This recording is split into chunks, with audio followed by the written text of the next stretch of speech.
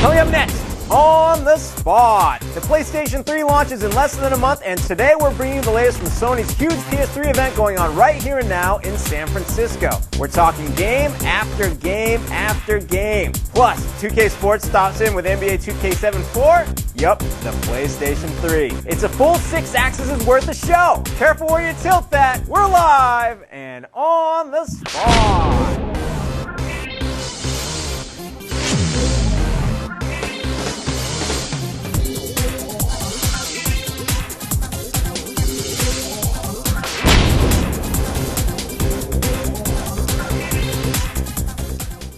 Hello, everybody, and welcome to On the Spot, GameSpot's live show we do every Thursday. And today's show, we're starting a little later than we normally do because there's a very special event happening across town.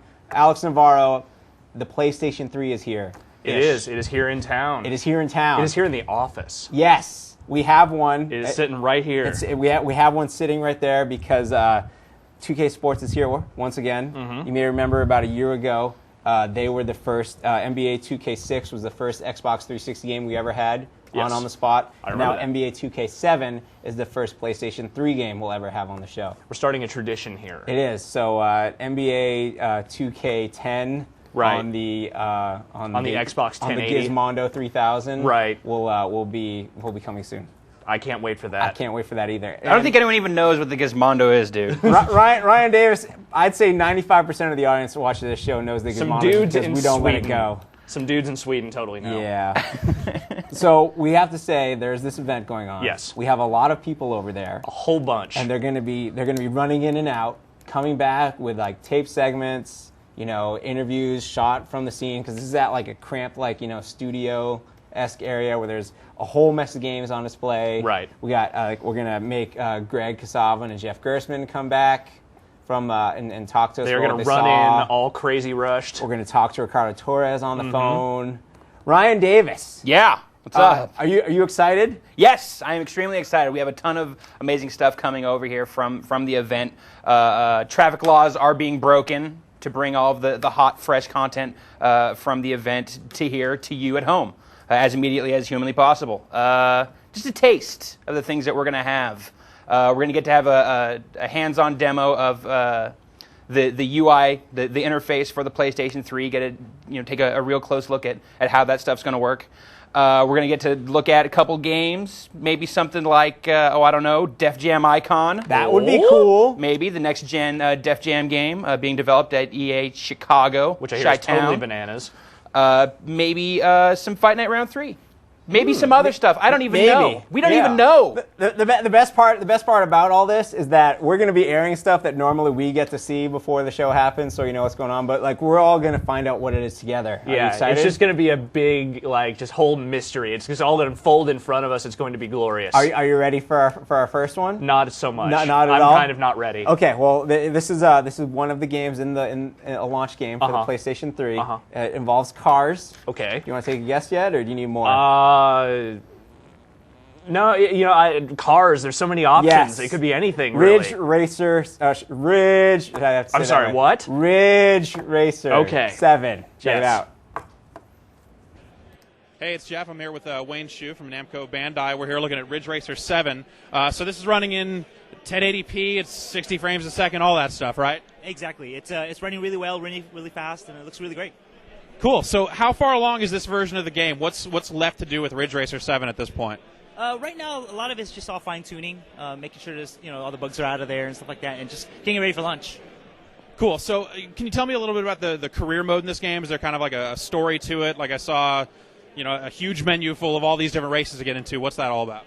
Well, there's now a thing called the Ridge State Grand Prix, where players can basically go through different stages, or not stages, but unlock different types of races in different other manufacturers' races to unlock cars and all that kind of stuff. So. And you can also customize cars this time around, right? Is that just cosmetic? Is there more to it than that? What kind of level of customization can you do? Sure. The customization is actually brand new to the Ridge Racer series completely. You can customize visually. You can also tune your cars to drift or drive the way you like as well. Cool. How many different courses in the game? Are we seeing like courses from previous games? Are they all new? Is there like a mixture of both? Yeah, they're definitely going to be a mixture of both. There's going to be up to over 22 courses. and then obviously if they're reversible, there's going to be up to 40. And so, yeah. Cool. Now, how about the online side of things? Is it going to be like online rankings and how many racers can get into a race? What kind of modes can we expect to see in the online? Okay. Well, there's going to be up to 14 players in the races on the online.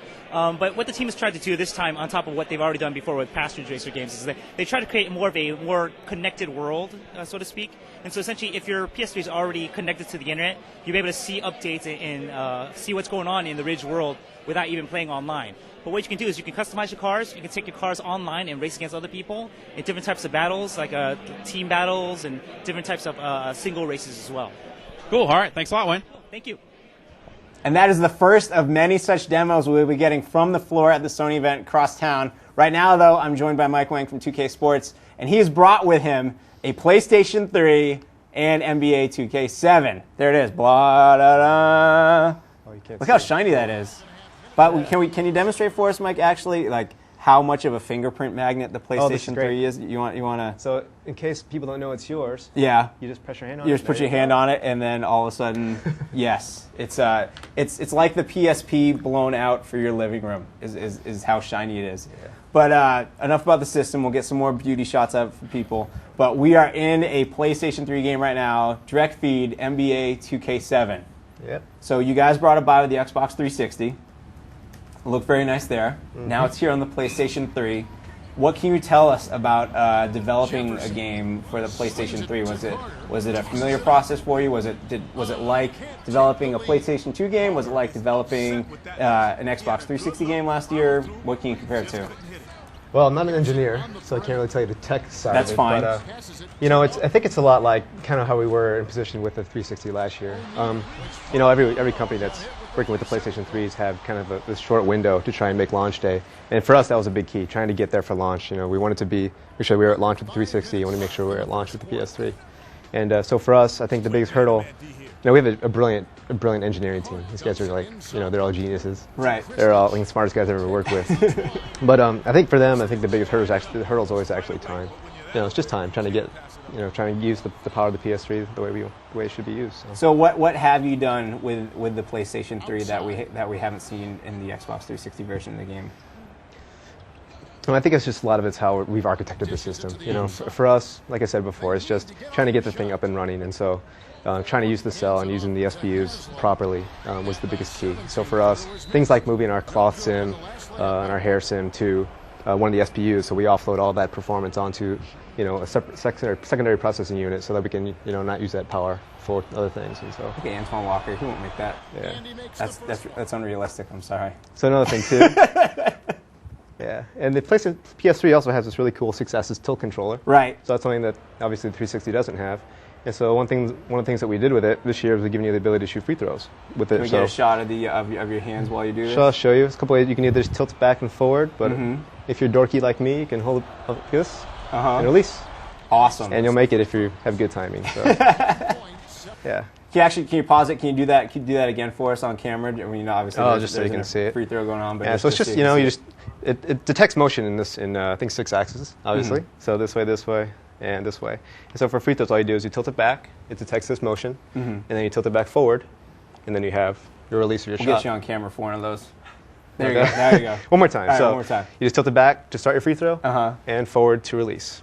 Like an actual shot. Like a free throw. Or if you don't want to get that involved, you can just... Yeah, if you're kind of lazy, you just kind of like this and like that. But you can actually shoot it. Yeah, you can shoot it, and it's pretty cool. It's How responsive is that? If you twist it a little bit, will it be a bad shot, or is it just the forward and back is all it's looking for? Yeah, we've tried to tune it so that it's not overwhelmingly hard to do. Right. So it's but it does detect motion from side to side. So if you're off to the side, you'll miss a shot to the side. So next year you'll take the player shot mechanic and put it in the PlayStation 3 controller itself. We've talked about it, but we're not sure exactly how people are going to respond to going like this throughout the whole game.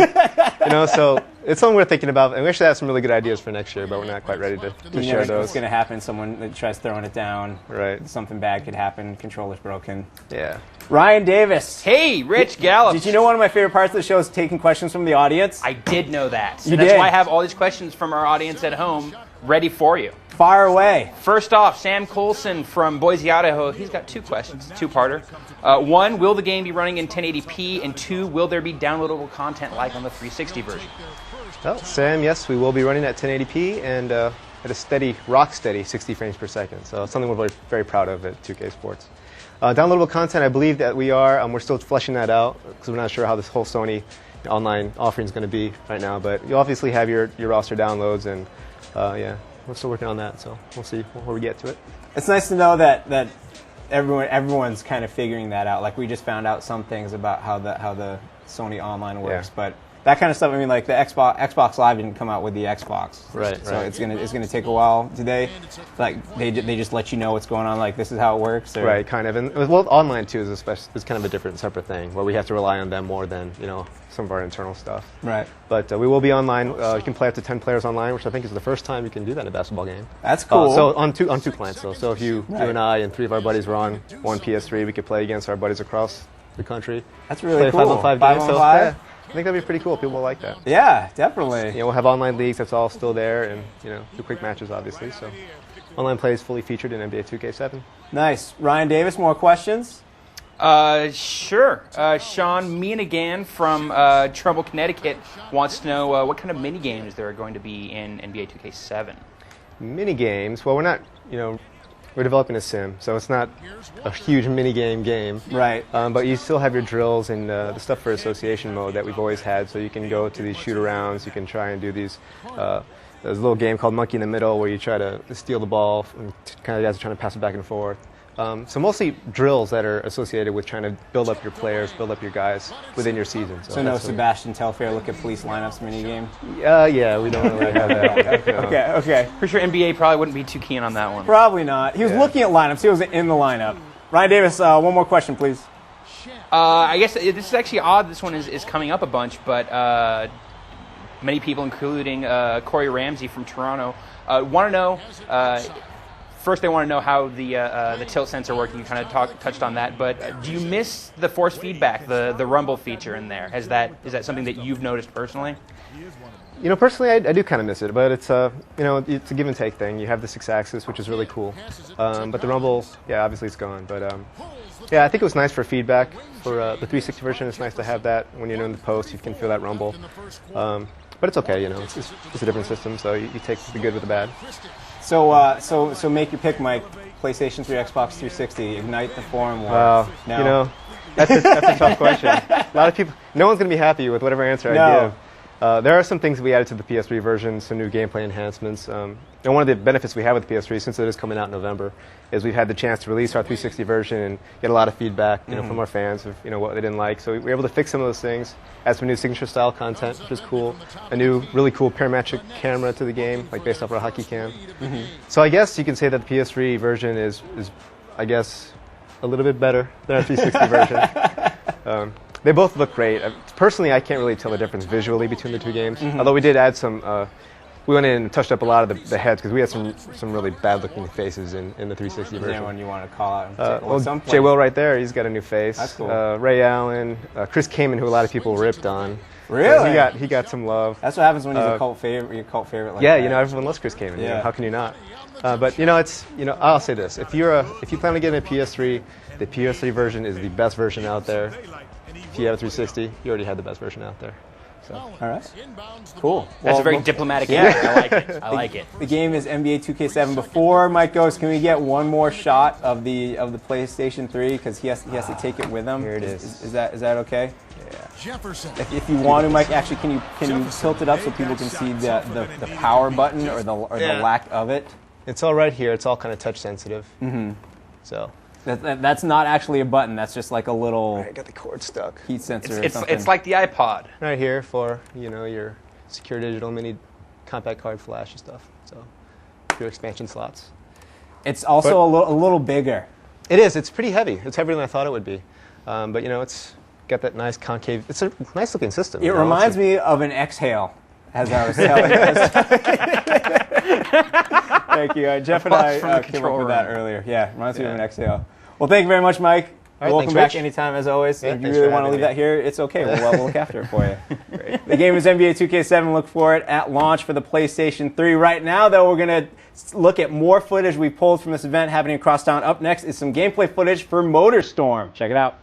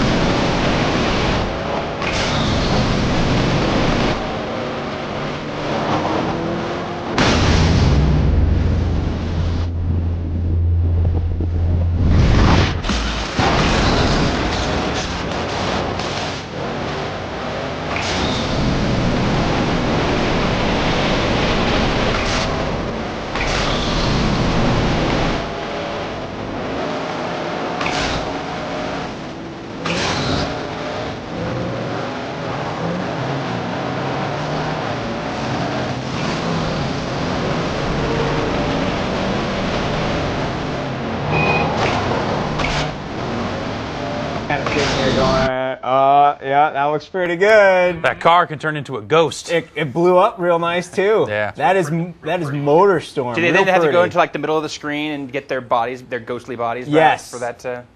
Pac-Man references here, y'all. Yeah, sure. Thanks. So that's MotorStorm. Oh, I see what you tried to Look do for there. that in HD on the site soon. Okay. We obviously we're doing the show right now, so we're showing the stuff. But then we'll get it all processed and put it. It's gonna be a long night. We're ordering pizza. Really? It'll be fun. Can I have Yeah, some? yeah, we can. Frank's mine. Cool. Awesome. I want Frank, Hawaiian. dude. Sweet. Jeff Gerstmann, so you're here. Hey, what's up? You were at the event. Yes. There was a press conference, Yeah. and then there was an open floor. Yeah, I ran over there just in time to get onto the open floor and play some games. Nice. So I shouldn't ask you about the press conference then? Probably not. Okay. Yeah. All right. So tell us about the open floor. What kind of games were there? What did you get to see? They We had- saw you on camera with Ridge Racer 7. Yeah, Ridge Racer 7 was the first game I ran over and played and got to see some more of that. That game's looking really nice. Some of the customization options that Wayne was talking about I think sound pretty cool. And they've got that slipstream thing in there now, so you can kind of use that to get ahead on people. So I think Ridge Racer looks really good. Tony Hawk's Project 8 I played recently. They actually brought that by a couple of days ago, but they showed it again here. And I'd say Project 8 is actually probably like the most complete use of the Sixaxis that I've seen so far. Really? They've basically mapped the entire game to it. So anything you want to do as far as like moving your skater, you can do with the Sixaxis. You can practically play the game one-handed and just use the face button to select tricks and stuff, and then if you want to do a revert, you can just twist the controller out as you're landing and then go, up, down, or down, up to whip into a manual really quickly. And then, of course, you've got manual balance and grind balance and steering. That's crazy. What would your skater do if you just threw the controller up in the air? Well, it was funny. I was asking about that because there's a new kind of like bail mini game in there where you have to try and break as many bones as possible. And they said they were torn with the idea of just like throw the controller and see what happens. But, that just kind of maybe break the controller. Comes with a Tony Hawk body pillow for you to throw the controller at or something. Right, yeah. But I was saying they should make it so you actually have to like spin the controller in the air to do 900s, just actually like fling it up in the air and then catch it. Are you ready for the 900? They should do that. They should do that. Are you I ready don't for think the anyone's 900? ready for the 900. Are you ready for the 900? I'm ready for that. Okay. Ryan, Dave, is there any questions coming in for Jeff about either of those games or in Not general? yet. People have a ton of questions about MotorStorm, though. About MotorStorm? Well, we'll have to get some. MotorStorm looks good. I Yeah. think the video really speaks for itself. Well, as that's pretty much all the questions, so. It's Yeah. a racing Thanks for game, that. Does MotorStorm look good? Asks. guys. Yes. What else did you see? They were also showing Hot Shots Golf, which they were showing actually the version that they showed back at TGS. But it's newsworthy because they're showing it here in the U.S. and kind of confirming, yeah, we're doing this for the U.S. market as well. Lair was there, and they're showing off dragons breathing fire on dudes. That game's supposed to be all about the controller as well, isn't Yeah, it? definitely. A lot like Warhawk, which actually isn't there. Lair is all about just kind of steering the dragon and fire. How's the new Killzone game look? It looks awesome, dude. Yeah. Haven't you seen that trailer? It was there, man, but we can't. No, come on. Obviously not there. No Killzone. No. Brian Davis, now any questions? Well, I do have one question that's come up a few times, just so we can confirm this for the folks at home. Ben Walcott from Hawaii wants to know if we were actually running a real PS3 game in real time here, or if that was just canned footage for NBA 2K7. That was real, y'all. Yeah, that was playing on a PS3. He had it playing. here. He had to bring it in. It was turned on. It lit up. He had that controller. He was doing it. Yeah, he was doing the stuff thing. with it. And The it was definitely working. controller is light. Yes, the controller is That was very for light. reals. And I think that's one of those things. Like the first time you grab the controller, you're like, well, I don't know how I feel about the weight of this controller, but something like Tony Hawk, which I probably played for like 20, 25 minutes. The amount of movement you're doing, you're kind of better off that it's as light as it is. Sure. It doesn't feel flimsy. It definitely feels like a solid object, but definitely very lightweight, which is kind of weird. It definitely seemed like parts of the PS3 from what I started there, like parts Yeah. of it seem a little computer-like, like the slots in the front there, Yeah. or the cable that actually connects to the controller is the same cable you'd use to connect your PSP to a Right, it's computer. just a straight up standard Yeah. USB cable. There's no way to replace the battery in that controller. Really? Yeah. So Yeah, it's we were looking at that rechargeable. earlier. It's all locked up in there. Yeah, I mean, maybe you could bust open there and solder something in or whatever, but I guess the concept is, 8 years down the line or however long it takes for that battery to die. You do that, Yeah, and then that. you do that, then you do that. that, and then that to the trash. Yeah. Well, Nice. couldn't you theoretically just leave it plugged in through the USB and have it power through that? Theoretically, yeah. I guess you probably could. But you also In you theory. couldn't. We you haven't couldn't tried actually, it. Ask us in 8 years when the battery's control it, though, right? When the PS4 controller's out. Yeah. Well, we're gonna roll on with the show, Alex. We're gonna kick you out as more people come back from the event. Yeah. Oh wait, before we go, Dude, what's that, Ryan I've got a Davis? Tony Hawk question. Oh, a Tony Hawk question, Ryan a Davis. gameplay specific Tony Axe Hawk it. question. Safu from Puerto Rico wants to know how does it feel using the 2 analogs to make up tricks? That's the nail the trick mode, and it's interesting, and it actually works differently depending on whether you're using the analog sticks or the Sixaxis. The main idea is that you go into this mode by pushing in both analog sticks, and it goes into slow motion, kind of like focus mode, but it zooms around and kind of focuses on your feet. Then at that point, you can hold in different directions to do different tricks. So if you kind of move them both to the outer edges, you'll do an impossible. If you just move like the left stick up, you'll do like a heel flip or something like that. That basically starts the board spinning. You have to hold in that direction. And then, when it comes around either upside down or right side up, you can let off if it's right side up and put your feet back on the board. Or you can hit in a different direction and kind of branch the trick. So it's like this kind of custom combo system almost. And then with the Sixaxis, you're actually kind of more moving the board. So it's like you're moving it one way for heel flips and other ways for different types of stuff. Is that something you see yourself doing throughout the entire game, or is that just going to be something you need to help carry a trick along? Well, it's definitely, there's a lot of scoring potential with that stuff. So if you get really good at it, that's going to be the key to getting higher scores, I think. But there's definitely a lot of risk with it too, because it is very tricky, especially if you want to do these ridiculous branching tricks and do 3 or 4 tricks in one go. Right. So they've got a real kind of risk versus reward thing going, and it seems to work pretty well. Cool. They have a tutorial in the game when you first get to it that explains it pretty well. If you just pick up the controller and go at it, you're just going to wreck over and over again. But they have Rodney Mullen in there, and he drops some knowledge about what to do. knowledge. Yeah. Cool. Some knowledge bombs. Yes. Well, Jeff, you get to stay. Okay. Alex, you have to go. Aw. I'm sorry, dude, but thanks for hanging out. We appreciate it. I saw a PlayStation 3, though. You I did, know isn't it? stuff. You do? You totally know stuff. I'm an expert. You can run over to Dogpatch Studios and get us a PS3, and then we'll let you back on Whatever. the show. I'm just going to go lie down. Okay. Wear a fake mustache either way. Yes. Yes. All right. I'll lay it where. All right. Well, thank you, Alex. No Ryan problem. Davis, you stay right there. Right now, though, we're going to check out some gameplay footage for Lair. Check it out. Dragons. Get down to the bridge and torch the enemy troops!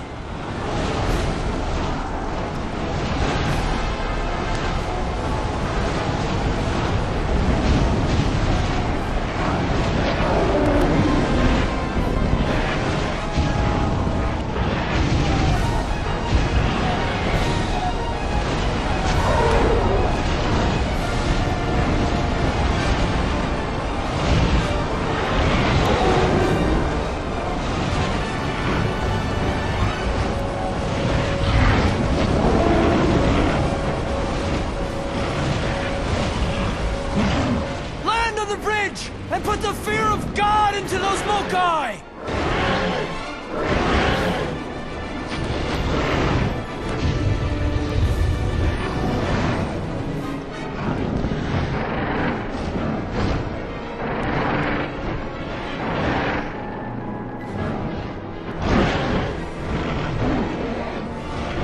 Get down there and take the fight to them!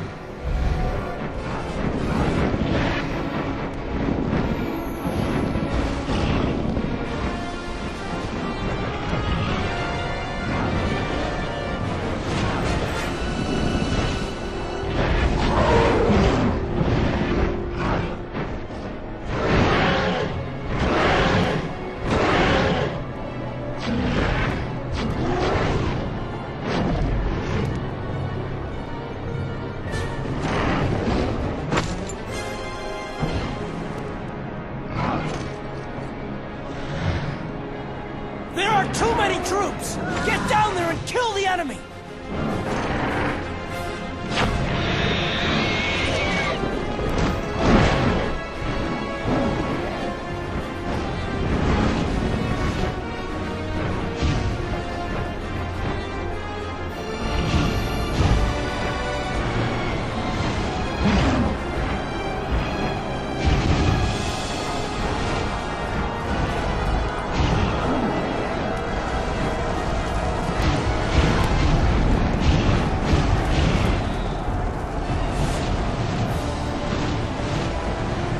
Get to the bridge and kill the enemy troops! Oh, he's about to eat the dudes! That's Lair. Look for more of that on the site after the show. Then you can see the dudes getting eaten. Yeah. Come to site for that stuff. We traded an Alex in for a Greg. It's a pretty good trade. I think we traded up. I'll say. Took care of him. So, Greg, you were also at the PS3 event. Yeah. First, before you describe what you saw, just name some games so we can get questions coming in about them. What are the games I played? I played Fight Night Round 3. I played Virtua Fighter 5. I played Virtua Tennis 3. I got up close and personal with Lair, Resistance Fall of Man, Genji. What else do they have? Got a bunch of stuff. I noticed some no-shows. I was hoping to see Oblivion. That's not there. Hoping to see Warhawk. That's not there, as Jeff mentioned. All right. But they had plenty of games. So start sending in questions about anything you just heard. Yeah, bring it. Greg, what do you want to talk about first? I think I spent the most time with Fight Night. Okay. They were demoing the new first-person mode in particular. I think Brian wrote it up last night, so we've got kind of a full written rundown for those of you who like the reading. But you're not watching this show to read. It's so like it was still really easy to pick up and play. It's like the moment I see kind of the fist sticking out of the bottom of the screen, it's like it looks really cool. But I was wondering if it was going to be gimmicky. Still too early to tell, but it definitely was fun to get in and start playing around with. I was up against kind of Muhammad Ali, so it's pretty daunting to see Muhammad Ali up in your face, like throwing punches at you, and the screen, starts getting knocked around.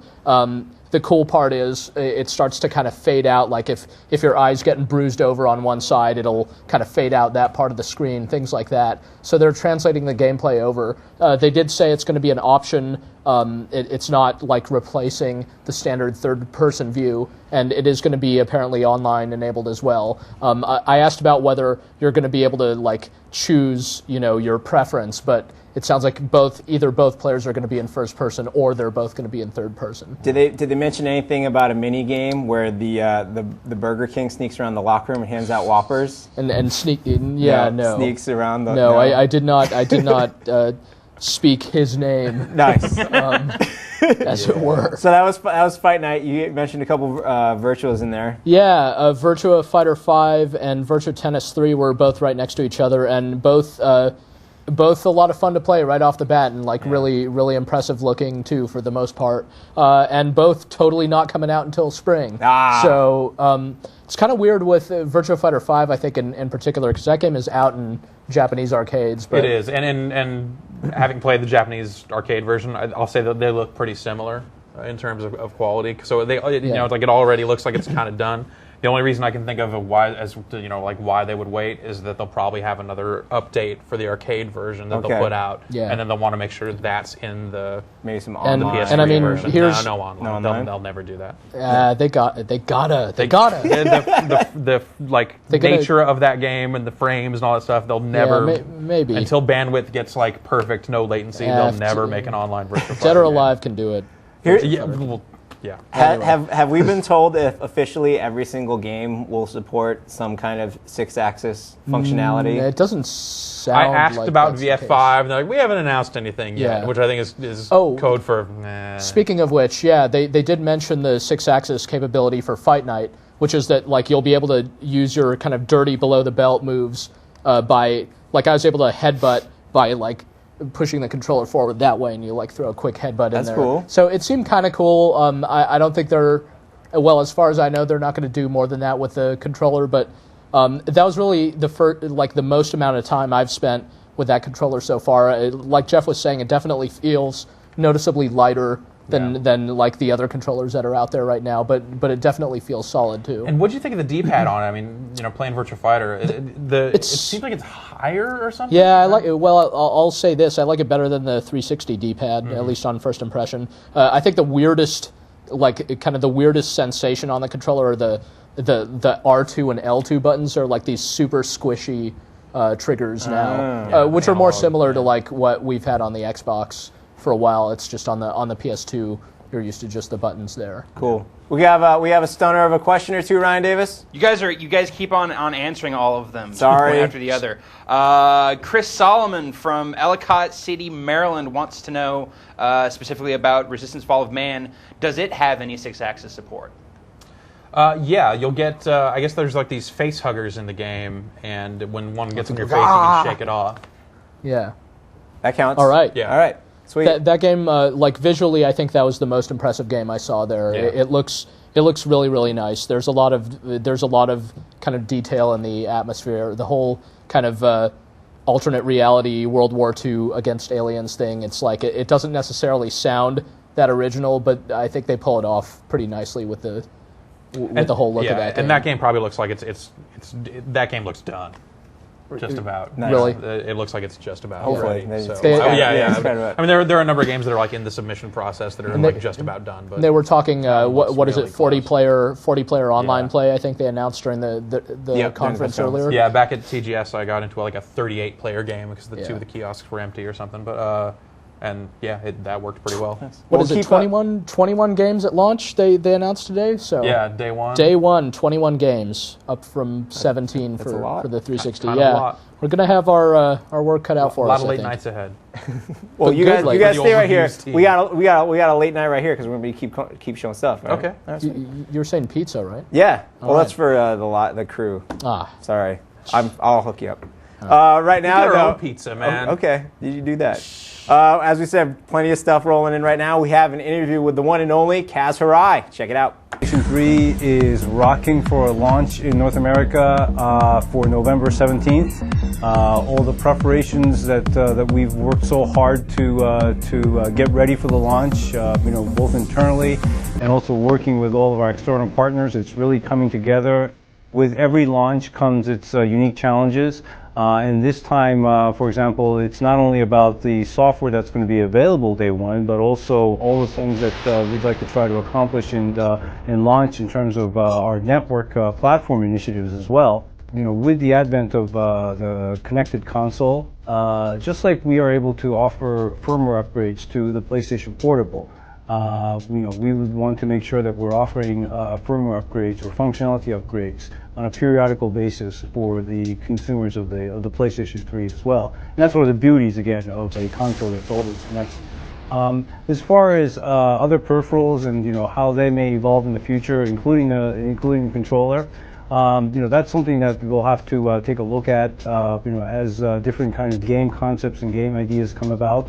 But the important thing for us really with the PS3 controller is the fact that we've kind of moved away from the vibration, because that was more of a reaction to a game, and it was more important for us to be able to take the extension of the user's movements, the gamer's movements, in the motion sensor controller, because that is more of an active involvement with your movements, as opposed to a rumble feature, which is, all it's doing is just reacting to gameplay. And between a reactive functionality and an active functionality, I'd much rather take the active functionality of an input methodology over, a feedback device any time of the day. I think that both with the $599 for the 60 gigabyte version, $499 for the 20 gigabyte version, we are offering a fantastic value to the consumers, both in terms of what we have brought in terms of cutting edge technology into the PlayStation 3 as a hardware platform, as well as the software experience that the gamers will be able to enjoy through the PlayStation 3 games. I would challenge any other consoles really to match the features and the functions and the technology that we've packed into the PlayStation 3 and then do a price comparison, and I don't think you'll get a better value at that. The PlayStation 3 will be available to gamers in the North American market on November 17th. Look forward. Kaz is looking at you! He is looking at you! I'm in trouble, dude. All right, that is Kaz Hirai. I would like to thank him for joining us. Right now, on the phone, we have live at the event, Ricardo Torres. Hello, Ricardo. Hey, guys. What's up? Nothing. You tell us. How was the press conference? How's the event going? It's going good. It's real busy. We've been having a good time making our way to everything, but it's cool. There's a lot of stuff here. Have there been any surprises? What have you seen? Anything shocked you? Maybe. I think this is what we saw at Tokyo Game Show, and and you know, like I guess the surprise was that like the downloadable stuff was playable already. Right. I mean, we probably should, right? Since it's going to be day one, right? But it was kind of cool to see like some of it playable. Although the bummer was Criminal Crackdown wasn't. That's David Jaffe's. That's David Jaffe's game, right? Right. Yeah. Tell us about David Jaffe's new game, Ricardo. Wait, say that again? Can you tell us about David Jaffe's new game? Whose new game? Criminal Crackdown. Tell us about it. Oh, right. Yeah. Sorry. No worries. A little loud. Obviously. So yeah, basically he's working with Incog again, which is kind of cool. You know, kind of like the old band's getting back together again, and they're making like kind of an arcade-style game that's pick up and play, very action-oriented. It's cel-shaded. It's made to be, you know, up to 4 players on split screen, online, offline. And basically the premise is you play a bounty hunter, and every level has like a criminal that you have to grab and then take to prison. But obviously, where the where the criminal is and where you got to drop them off, there's some distance. So it looks like part of the fun of it is picking up, you know, all kinds of weapons and whatnot to like stop your opponents from getting into the goal, so you can grab them instead. Cool. What else have you played there? Let's see, what do they got here? They got Blast Factor, which is the shooter, and they have Flow, the really funky Sixaxis kind of game that is really trippy to watch played and play. All that underwater madness, right? Yeah. Yeah. Yeah. And then, you know, it's like a lot of stuff we saw at TGS, some of it running better, like Layers here, and it's a little smoother now, a little cleaner. Let's see, and the EA busted out with all their stuff, which, you know, we just saw recently as well. Marvel Ultimate Alliance here, which is pretty dope. But, I mean, I'm a comic geek, so you know, they kind of had me from the minute I saw the roster. Virtua Fighter's here, and even though it's next year, it's still good to see it because it feels real good already, and it looks real good too. Cool. What can you say about Blast Factor? That's like their kind of downloadable shooter game, right? Yeah, it's like it's really trippy because it's kind of like Mutant Storm and Geometry Wars in a way. The big thing is it's got 6-axis support because it looks like you're fighting in petri dishes. Yeah. As you clear it, you move on to a different cell. And the neat thing is there's like the sheen to like the play field. It kind of looks like water. And initially, it's not that big of a deal, but I mean, you can bump the controller and sort of flip everything. It's not that important at the early level, but later on they're saying that it's actually going to be kind of important because certain enemies are only going to be able to be harmed once you flip them and stuff. Cool. All right, Ricardo, what's left for you on the docket? What are you playing next? Let's see. Next, I'm probably going to go play some Sonic. Nice. Cool. I was reading the press conference rundown. They said there is a surprise musical act. Does anyone know who that is yet? So everyone who's wondering can find out who they're missing. We're supposed to find out like at 6:30. Oh, okay. Probably a Sony. Come back later. I'll tell you what. Perhaps. I'll send you guys a name when we find out who it is. You guys are still on the air. Yeah. We'll be on the air. Okay, then we gonna tell you. All right. All right. Yeah. Well, thank you very much, Ricardo. We appreciate all your hard work out there. Tell the crew we said hey. All right, have a good one. Ricardo Torres. Yeah. Do you want to start taking bets on who the artist is going to be? Who's the Sony art act that they could make come to San Francisco? It's going to be a showing of Spider-Man 2. Will Ferrell on a cowbell.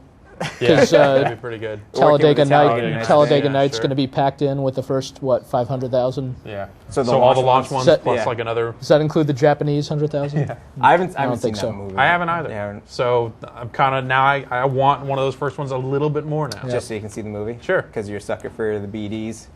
No. No. You can see not yet, every pore on Will Ferrell's face in 1080p. Finally. We had the opportunity, as you saw, to talk to Kaz Hirai. Mm-hmm. We also got to talk to a couple other Sony executives as well. Yes, we did. Including Richard Marks, and he took us on a walkthrough through the UI of the PlayStation 3. That's what people want to see. Yeah. This is what you'll see when you turn it on without a dang disc in it. Yes. Check it out.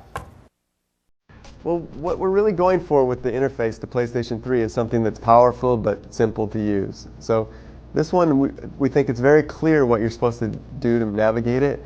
If anyone's used the PSP before, they might be familiar with the cross-media bar, but this is a definitely expanded version of the cross-media bar. So we have this kind of user concept where you actually log in as a certain user.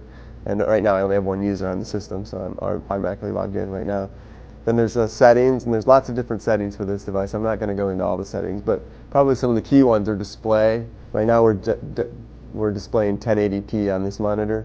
We could also display 720p, 480p, or right now I'm hooked through HDMI. You can go through component or composite connections. Then just like PSP, there's a kind of a photo, a music, and a video, and a game, and network. There's all these different kind of categories, they're called.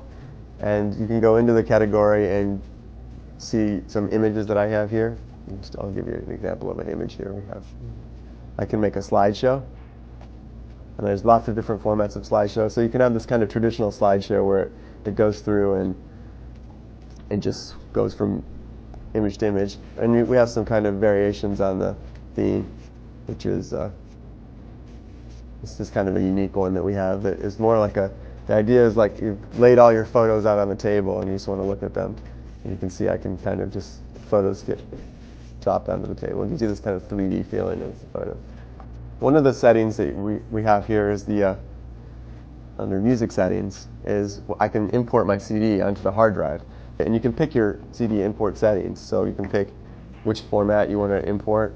I'll pick, let's see, MP3 for example, and then you can pick your bit rate that you want to import at. So here I'm going to import this CD, and it's going to start, it'll just start spinning up the CD and reading it and then start importing the tracks. So here I'm playing the music. It's got a visualizer. You can cycle through. There's a few different kind of visualizers. I can break out of this. Then I can start my slideshow again. And so I can leave the music running while slideshow running. So already, just it's just from the menu system, you can get some photos on the screen and some music playing, and then just at a party, you can just do that much with it and already be up and running without really any complication. One of the most exciting areas, I think, is the video area. Actually, we talked a lot about the cell processor and when we talked about the PS3, and this kind of shows the cell processor in action. Actually, all these different movies are being decompressed live, and you can see the different thumbnails actually all streaming the movie. And then the audio from whichever one is highlighted is the audio you hear. So right now on the video side, we support MPEG-1, MPEG-2, and the flavor of MPEG-4 that's kind of on the PSP already, the AVC codec that's on PSP. And then for music, you saw we supported AAC and MP3 and A-Track. And then for photos, actually it's kind of hard to find a photo format that isn't supported. I tried. So it supports BMP, JPEG, GIF.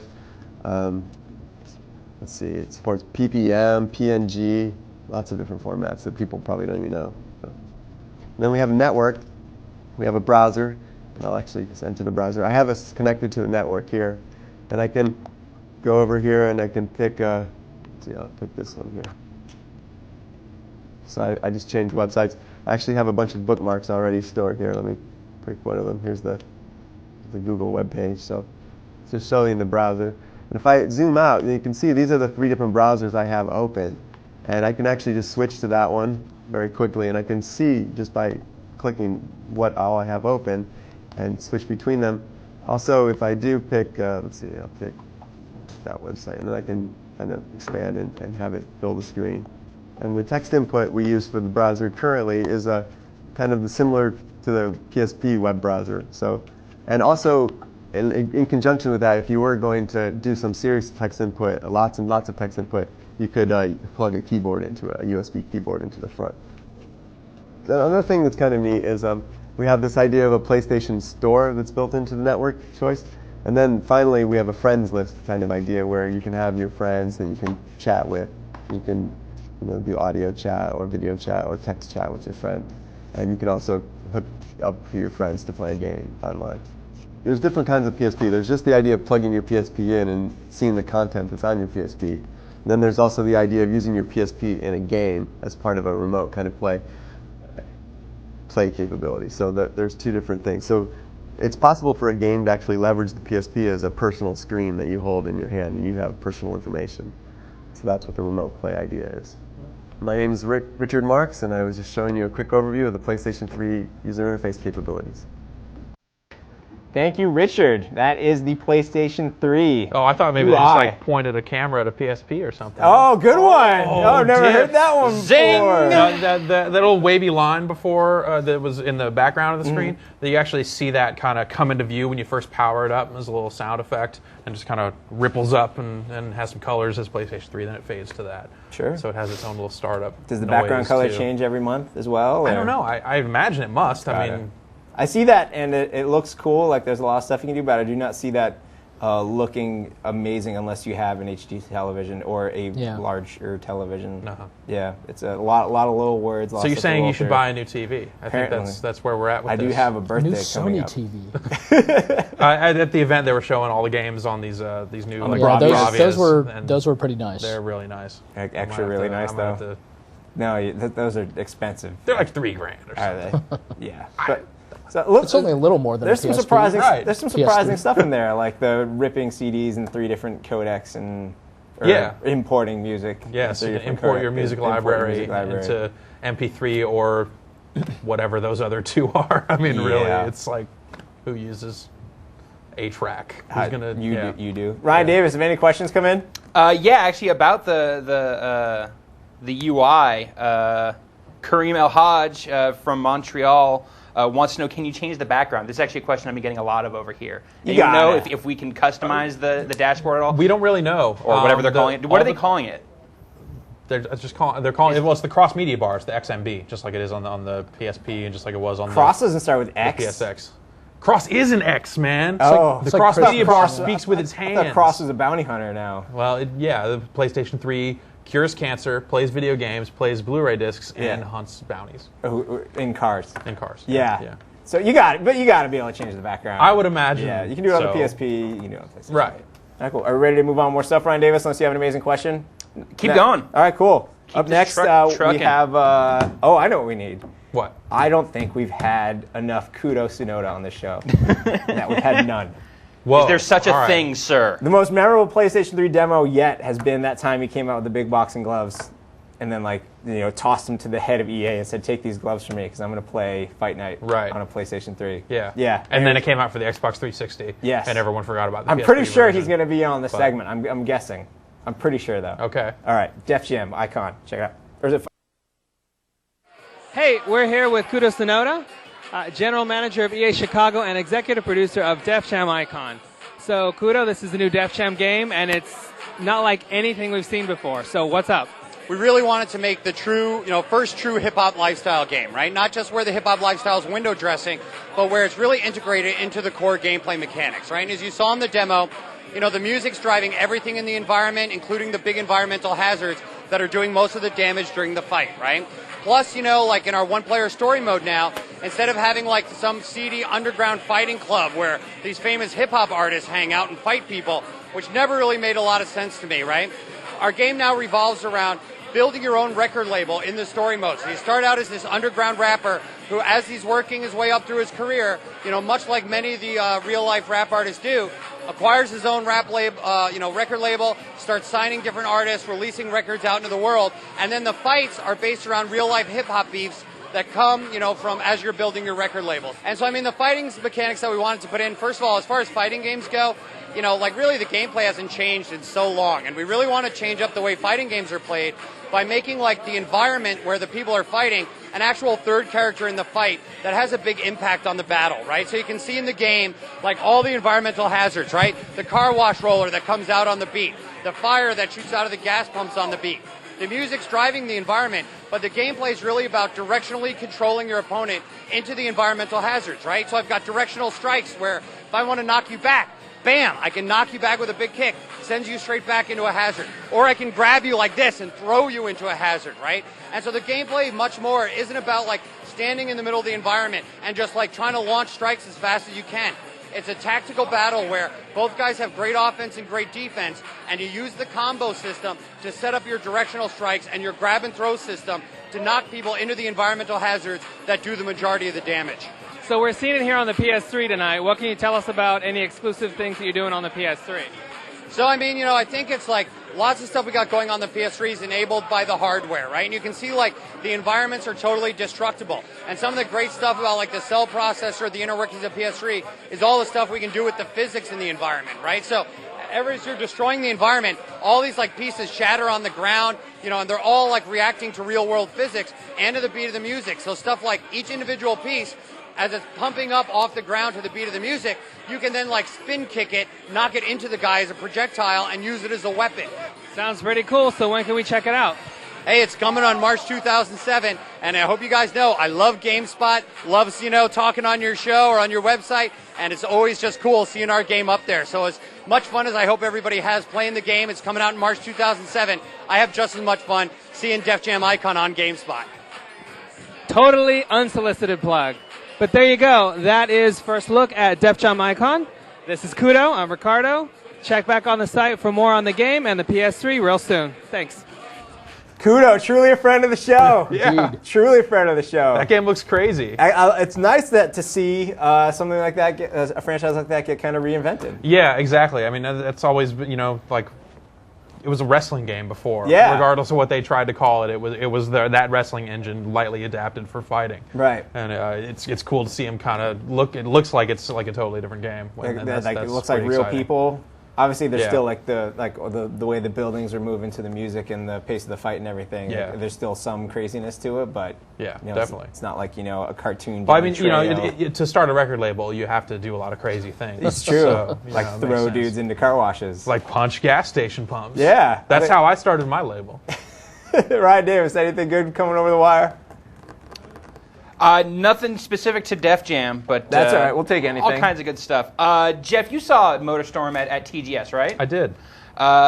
Greg from Missouri, Ohio, wants to know if you noticed any differences between what was shown then and what's being shown at the event here in San Francisco. Well, I think like a lot of the games that they're showing here, these are in many cases newer versions of the games, and we're seeing more optimization kind of across the board. I think MotorStorm does look like it's been cleaned up a bit.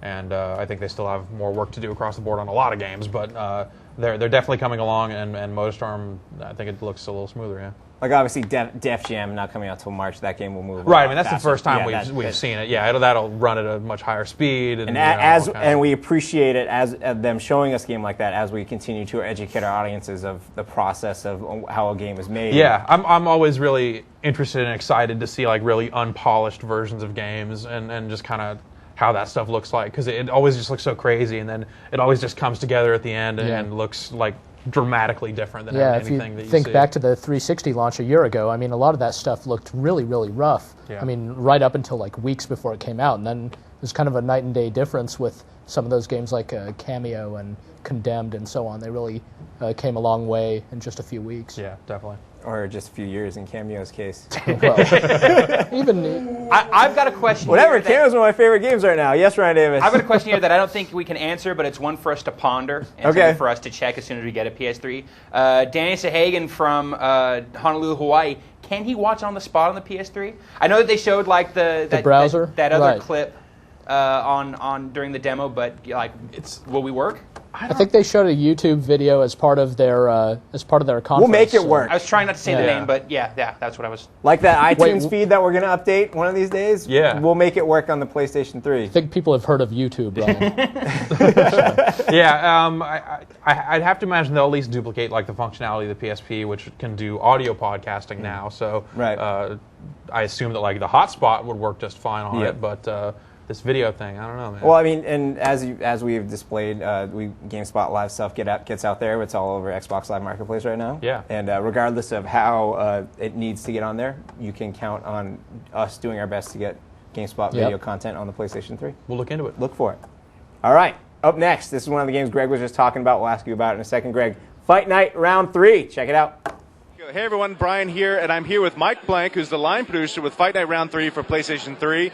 Mike, how are you doing? I'm doing great, thank you. Great. So we just played Fight Night Round 3, and you destroyed me, but I think that there's some things that people need to know about the game. First of all, that the game has everything that the Xbox 360 version has, plus some. I think that's the takeaway from Fight Night Round 3, right? Absolutely. I mean, everything that was in the 360 is there, plus a PS3 exclusive feature set. So you're getting a whole bunch of new features with the PS3. Now, the exclusive part is sort of dual first-person fighting. Give us an idea of what that's all about. Right, so it's called Get in the Ring, and the reason why it's called Get in the Ring is because you actually feel like you're in the ring. So the screen is there. The screen is meant to emulate what it's like to get punched. So as your eye gets damaged and the swelling occurs, the screen is going to constrict. You're not going to be able to see very well out of that side of the screen. You're going to get blurs and flash of light. Imagine what it feels like to get punched. That's what it feels like. Your brain gets scrambled, and that's what the screen is going to do. So you got to play, be instinctual. You got to figure out where the punches are coming from to avoid the punches, so you can avoid that screen damage from happening. And then when you go into Cutman, you got to try to fix yourself, because if you don't, the screen's going to constrict. You're not going to be able to see punches coming at you. So it's all in first person. Totally new way to experience the game. And it really is effective because you can almost kind of feel your guy's pain as you're going along, and your vision. It's almost like you get black spots on the screen. Is that a fair way to describe it? Yeah, absolutely. Harken back to the day when you were punched, when you got in a fight. It feels like you get dazed. You can't see what's going on for a moment. You got to sort of collect yourself. That's what happens in the game right now. You get these black spots, these darkening areas, the blur. Like when you look in the distance, you can see the crowd all blurry. That's what it feels like to get punched, and we've emulated that sensation in the game. We've ramped up the visuals once again. Fight Night is always known for amazing visuals, and the game that was just released a short time ago, was the most photorealistic thing you've ever seen in a sports game. We've gone one step further on the PS3, so the sweat looks more realistic. The sweat actually refracts light, so when you move around the ring, it glistens in different ways. The skin looks more realistic. The pore maps just looks more detailed. Everything about the boxer is more realistic. From a control standpoint, the game plays a lot like the 360 version, but there is one new addition, right? There is one new addition. The new addition is the use of the Sixaxis controller. So in last year's game, when you wanted to throw an illegal punch like a headbutt, an elbow, a knee, you'd use a button. Now you thrust the controller. So it actually feels really good and really visceral when you throw the punch by thrusting the controller. You feel like you're in the action and you get to inflict some damage on your opponent. Can you tell us anything about online? Are we going to have online in Fight Night Round 3 and what that's going to be like? Absolutely, we're going to have online. Of course, we wouldn't let you go out there and play without online. So online, you're going to get everything you had in the 360, plus you're going to be able to play in first person online. So again, for people who like playing online, it's a totally new way to experience what it's like to beat up your opponent. And that's that's the joy of playing Fight Night. Our focus this year was to really build a new experience for the users. And although new content, people always want new content, we thought it was really important to give users a new way to play the game, a way to feel like you're actually boxing, and that's what we focused on this year. All right, thanks, Mike. Appreciate it. Anytime. Thank you very much. And we are back. That is Fight Night Round 3. Thank you, Brian. Thank you, Mike. Greg, you got to play that game. Obviously, we just watched some split-screen multiplayer. How's it look, single player? It actually looked, I think, quite a bit cooler than that to see it stretched out to full screen. Yeah, that was just, two guys playing against each other on the same system.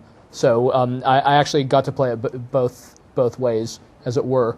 Nice sense of impact from the punches hitting you and stuff like that. That mode apparently is going to be exclusive to the PS3. But apart from that, visually the game didn't look that much different to me than the 360 version, though granted the 360 version looks really darn good. Yeah, it's pretty cool to see them blow this out into a full-on mode, because in the 360 version of the game, it's in there, but it's only like, if you hit the guy just right, then there's a stun mode where you go with the first person for like 15-20 seconds. So to be able to play like a whole fight like that, I think that's what we'll have to have want, a boxing head-to-head between this one and like Wii Sports and whatever other Wii games have boxing. Bully. There's some boxing and Bully. Yeah.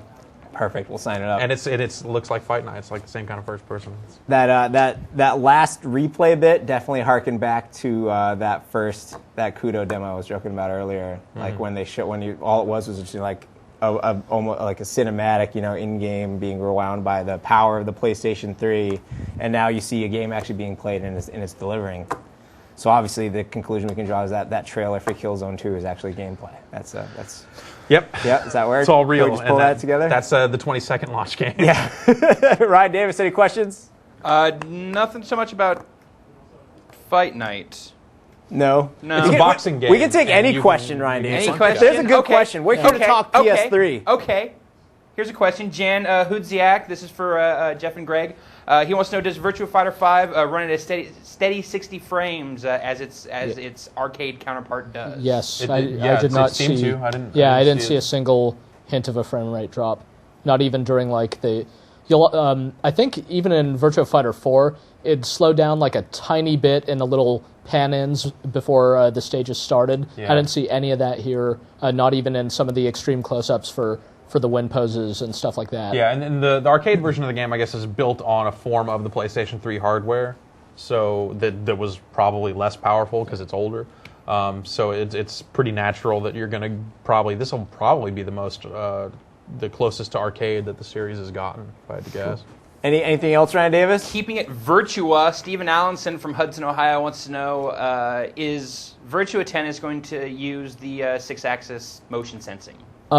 The version that was on display at this event did not seem to use any of that. So unless they're planning to announce something else, again, the game isn't coming out till spring of next year, then perhaps not. The Virtua Tennis games have always been just all about pick up and play, so seems like it could go either way. Seems like you probably could pretty easily emulate some tennis-style action using what that controller's got, so we shall see. Do we know what's next? Is it Madden?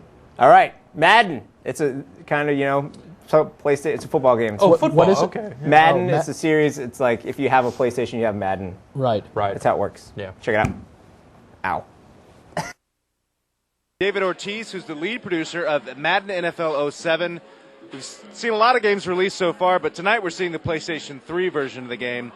Tell me, let's start off with how has development gone for the PlayStation 3 version of Madden NFL 07? Well, the development of PlayStation 3 has been pretty good. I mean, our only challenge really has been that the platform's being developed, and as the platform's being developed, we're developing the software. So, it's a little bit of, kind of wait and then catch up, wait and catch up. But, all in all, Sony's done a great job of helping us kind of get through this, and it's going to be a really successful launch.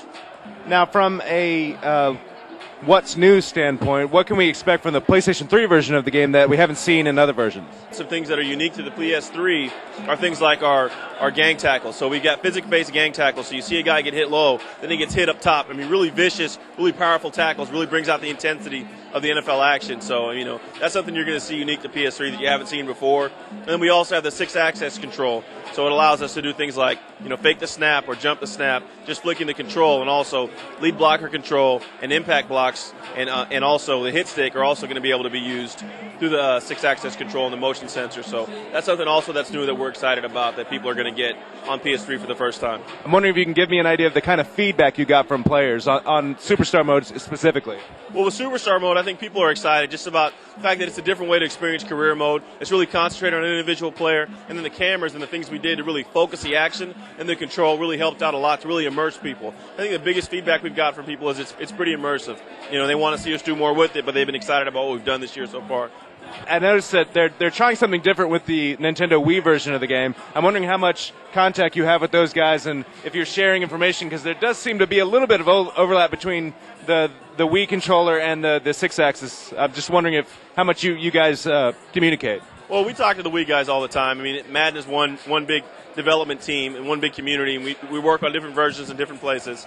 But with the Wii team, I mean, they have built their experience around that controller. So you're going to see things on that product that you're not going to see in other products because they really built the experience around that control, which is the right thing for them to do. For us, the controller is something that came after we had already started developing the product, so it's about trying to find ways to make things fit and make it feel natural as opposed to trying to force things in because it's been done on another platform. Last question, once the PS3 version ships, do you go to sleep for a month or do you go right to Madden NFL 08? When the PS3 version ships, I'm going to be focusing on 08, man. Typically, we get a little bit of downtime. I'm going to hang out with the wife and kids, stuff like that, man. But we're getting ready for 08. Yeah. Thanks, David. I appreciate it, man. No problem. All right, man. Thank you, Brian, and thank you, David Ortiz. I'm sure he gets no one calls him any nicknames related to the Red Sox at all. Why ever. would they ever? Yes. I mean, how could they ever do that? I don't know.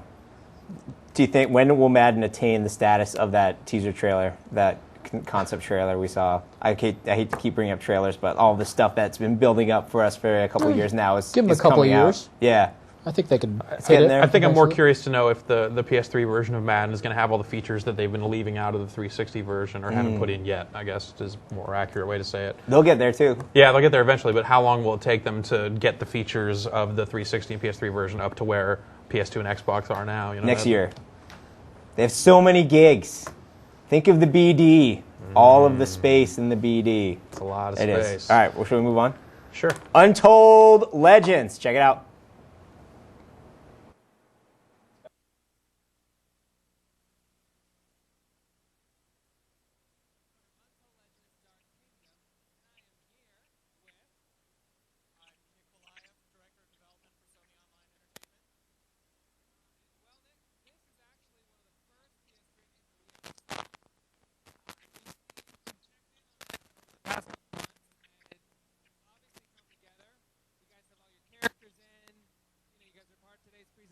Because we heard about the online store.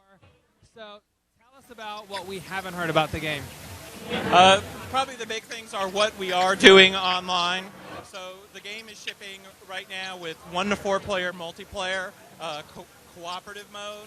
So you can play 1 to 2 players on the same PlayStation 3 or 1 to 4 players over the internet. And you can do any combination of machines. So you can do 2 pairs of 2 people or 4 people each in their own machine. And then after that, after the game releases, we plan to do a lot of post-launch support using the PlayStation Network platform. With that, we're planning to do sorts of things where there are free content upgrades. Things like that we would do under that aegis would be multiplayer, different multiplayer modes, like PvP modes, where there'll be King of the Hill modes, Last Man Standing, things like that. Things that are in a natural... Hey, we're sorry about the audio on that, but as you know... Action-packed, man. The live show. The That's show Untold can't be Legends. stopped, man. We're just getting tapes and throwing them in and going like, let's watch this. Let's see what happens. Yeah. We'll get that one on the site proper. Yeah, Matt Rory should be writing that one up right now. He was playing it at the event. Looked pretty cool. Yeah. Cool. Some interesting visuals. Nice. Slash effects. So something I just remembered that has no bearing on anything we've talked about for the last hour or so. Yeah. Ridge Racer 7, and I'm not sure if other games will be able to do this, you'll be able to install part of it to the hard drive to speed up the loading time. Really? Yeah. Interesting. Which the gentleman told me because the load was pretty long. Ah. Yeah. So I don't know. I mean, the game hasn't been optimized yet, so who knows how long the load times will actually be when it's all final. But to speed them up even further, they're going to take advantage of the hard drive. Speaking of which, have we talked much about the startup time? I know that's something that people were wondering about with the system. Seems to start up pretty quickly from what I saw. It does, and I mean, we haven't seen like retail hardware, but you know, typically, if anything, these debug pre-release units are going to take longer to start up, and even that was just like boom, boom, go. So that's pretty cool. Okay, I'll keep the speaking up. Speaking of Ridge Racer, did you guys see any downloadable PS1 or PS2 games in motion over there? No. No. No. Do we know if there's any sort of like upscanning going on for PS1 or PS2 games on the PS3? I would imagine that they would upscan that stuff to 1080 just for kicks, but I don't know if they're going to actually like filter polygons or do what they did to PS1 games on the PS2, or if they'll take that any further. I think it's possible to make those games look a lot better than they even do on the PS2. You know, if you can up the resolution and do stuff. So there's things they could do. You know who can answer all of our questions? No. Phil Harrison. Really? Yes, he could probably answer every question we have. Let's talk to him right now. No, we're not. We'll just go to an interview with him. All right. We'll see which questions he answers. It'll be exciting. Phil, take it away, buddy. All right. Hey everybody, we are at Sony's media event today, and we're sitting here with Phil Harrison, the top dog at Sony. And you have just spent some time on stage talking about the online component of the PS3. Tell us about what you showed off today and why you guys took that approach. Well, first of all, I think Ken Kutaragi should probably take the credit for being top dog at Sony. But, well, as you saw today, we completed the picture for PlayStation 3, and we showed for the first time the network functionality of the PlayStation Network and the commerce functionality of the PlayStation Store. And it is probably the most important piece of the PlayStation puzzle that we had not clearly communicated, and I'm glad we had that opportunity to do so today. Now, why were you guys so quiet about it? I mean, you know, Microsoft really did make a lot of strides with the Xbox Live and Xbox Live Arcade and just that whole system they have had set up. And you guys have been kind of quietly working on your own thing, but why so quiet for so long? We took a conscious decision that after E3 we would be TGS with an incredible lineup of games at the end of September, and really showed the power of PlayStation 3 as a game system. And it was very important to define that at TGS, being TGS as a game show. This event, just 1 month out from the launch of PlayStation 3, is the perfect timing to reveal some of the other interesting things about PlayStation 3, the open web browser, the network functionality, the friends list, the presence, the communication, and of course the store. Now, you mentioned the word open, and that's true of a lot of different sub-features of the system, like the ability to rip your own music and even create your own video thumbnails. Can you tell us about that little feature that's just kind of there? Yeah, that's a very, very cool feature. If you upload or download a piece of video from whatever source, you, as you saw on the cross-media bar, can see an animated 15-second video thumbnail which is running from your hard disk drive all the time. And it really makes searching video an incredibly powerful and easy thing to do, because you can just recognize it. And there is a feature within the cross-media bar for you to take any piece of video content that you have on your hard disk drive and take a start point anywhere in that content, and make a 15-second video thumbnail automatically, one button press. And as far as the different kinds of support the system has, it can do a lot of different things, support a lot of different devices, and you've integrated a lot of that into the games like the store, and you guys are going to support headsets and 7 controllers. You guys are obviously thinking ahead. When do you think we're going to start to see games that really start to take advantage of everything the system has to offer?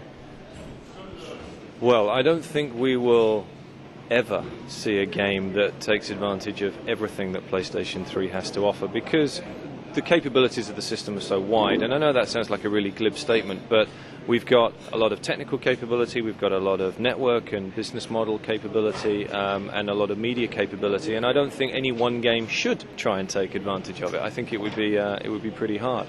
But obviously games right now are focusing on exposing the power of Cell, exposing the gameplay innovations of the Sixaxis controller, using the hard disk drive, which is in every box, as a key cornerstone of the gameplay experience, and then adding on top of that the network layer, which we've shown today, and I think that the whole picture is pretty clear.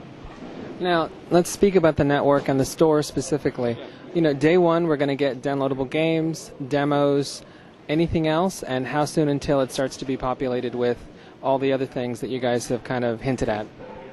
What we showed today was a store which is if you imagine we were building a physical store, and the walls and the roof and the parking lot are already done.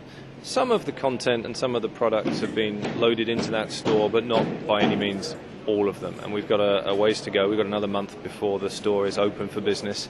But you could see today that we're going to have downloadable game demos that you can play from day one free of charge. We're going to have downloadable movie trailers that you can download and enjoy free of charge from day one. And, of course, that crucial announcement of games that are designed specifically for PlayStation 3 that you can download exclusively from the online store. That's just the beginning. In the new year, we will be offering the ability to download our library of amazing contents for PlayStation 1, being able to download PS1 games and enjoy them on your PlayStation 3. Obviously, built-in backwards compatibility is still there. If you have the disc, you can do that from day one. And then, obviously, expanding out into music and movies and other forms of digital content. You saw clearly where this is going. Another feature is the connectivity with the PSP and streaming. Obviously, the PSP is a device that is evolving, and now the PlayStation 3 is going to be very much the same. How much of those evolutions are we going to see happen in tandem now?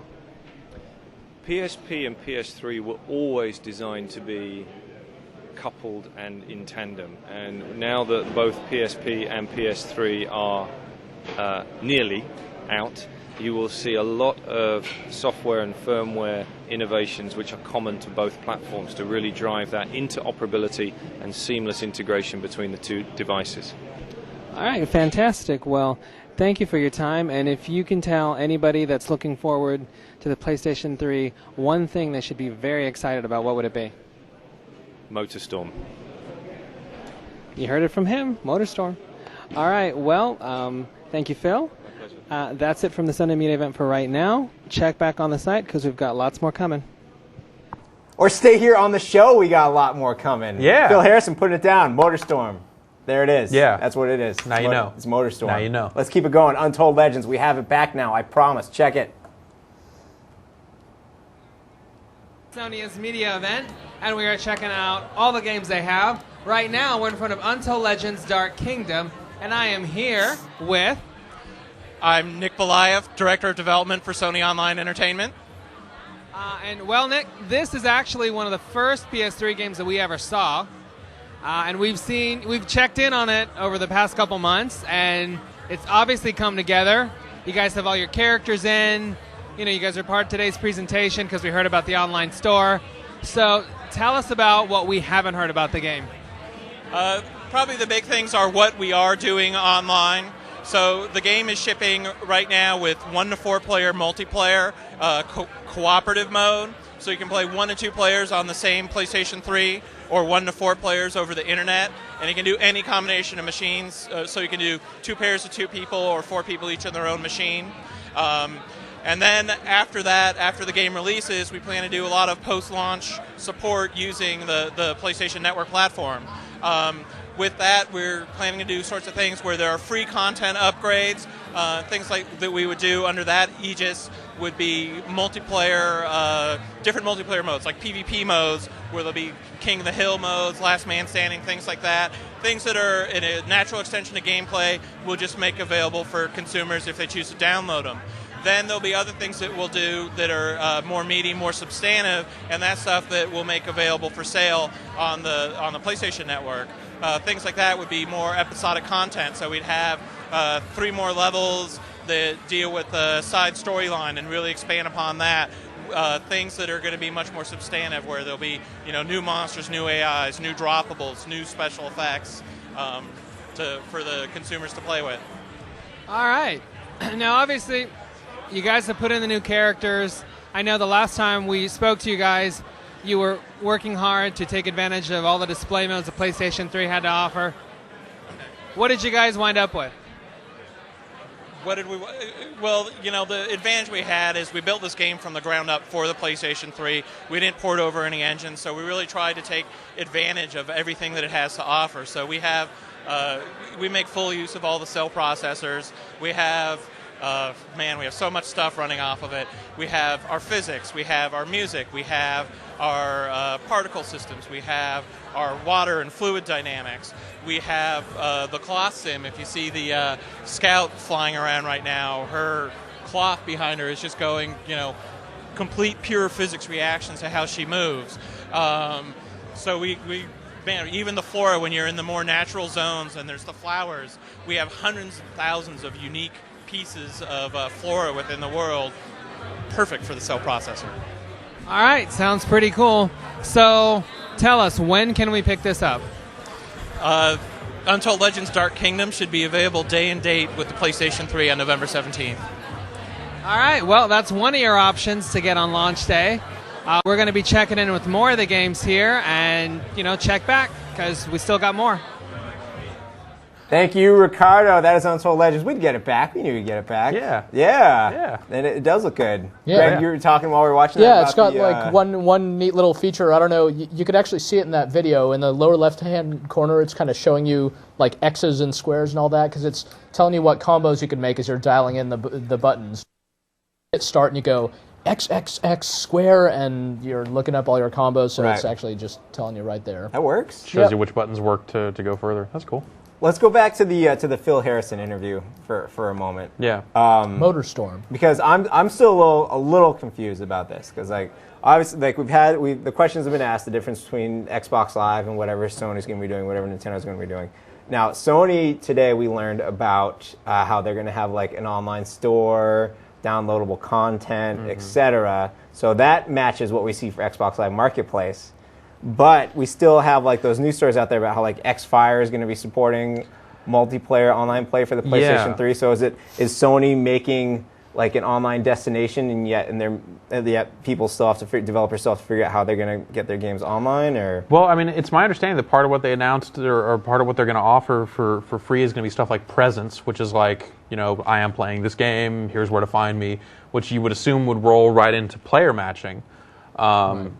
So yeah, I really don't understand why Untold Legends specifically would have X-Fire integration. I don't see what the benefit is for that, because you can use it to talk to PC players, but why would you want to do that? Where's the Velocity Girl equivalent? Like, we haven't, are you going to have a unique online identity? Are you going to be an email address? Are you going to be? I think you'll probably have some sort of name that you'll use in games. I would imagine so, because they are going to have some sort of friends list. You can see it in the interface video that there does seem to be some kind of friends section. So you will have some identifier that I assume is not your email address, because that's a little too personal. And hopefully it will be the same ID across all games, and not, what do you want to be called in SOCOM? What do you want to be called in this? You just want to, yeah, Greg? But whether they're going to have the equivalent of like the Xbox 360 achievements system and stuff like that, I think it's pretty safe to say they're not going to have that. Or but not yet. I think it's, right. yeah.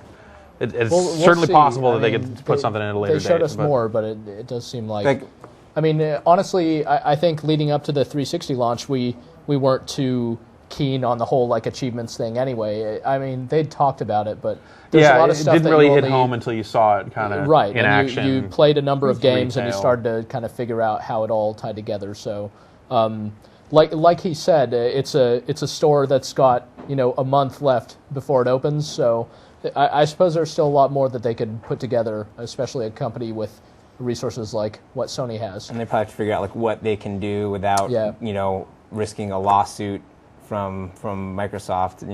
Well, yeah. I mean, they're stuff already like voice chats all over. Yeah, that brings up a good question. What's that, Ryan Davis? What's up with voice chat on the PS3? Headsets? Is there a headset? Does it plug into the controller? Is it Bluetooth? You still have your SOCOM USB headset, right? No. Get one, dude. Does it read your mind? But I mean, it's like everything. Like the controller's wireless, but is there anything? Chat. Have they mentioned anything? I was under the impression. I'd have to go back and reread some of that stuff, but I was under the impression that it did have voice chat. Some kind of headset support. Or if you're playing a 40-player multiplayer game. Well, obviously it would have to, but they just haven't said anything specific. Right. About what it is. Conceivably, you could they could sell a headset with like a mini USB adapter on it and have that plug into the controller. Well, since it's all Bluetooth, couldn't they conceivably just put out a Bluetooth? Well, they can headset? conceivably do a lot of things, Ryan.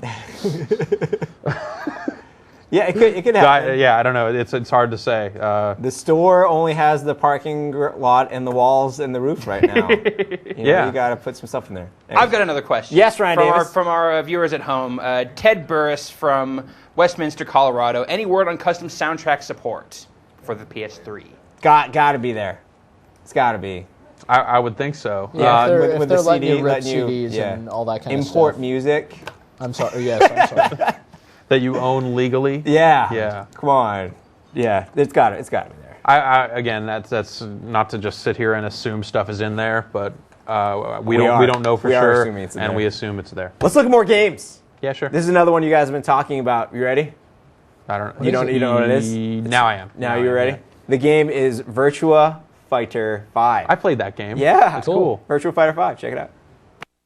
We are still here at Sony's media event in San Francisco, and we are standing in front of one of my personal favorite games for the PlayStation 3, Virtua Fighter 5. It's not actually coming out at launch, it's coming out next year, but I am here with Justin Lambros, who's working on the game from Sega. So, what are we checking out here, and what can we expect from the final game?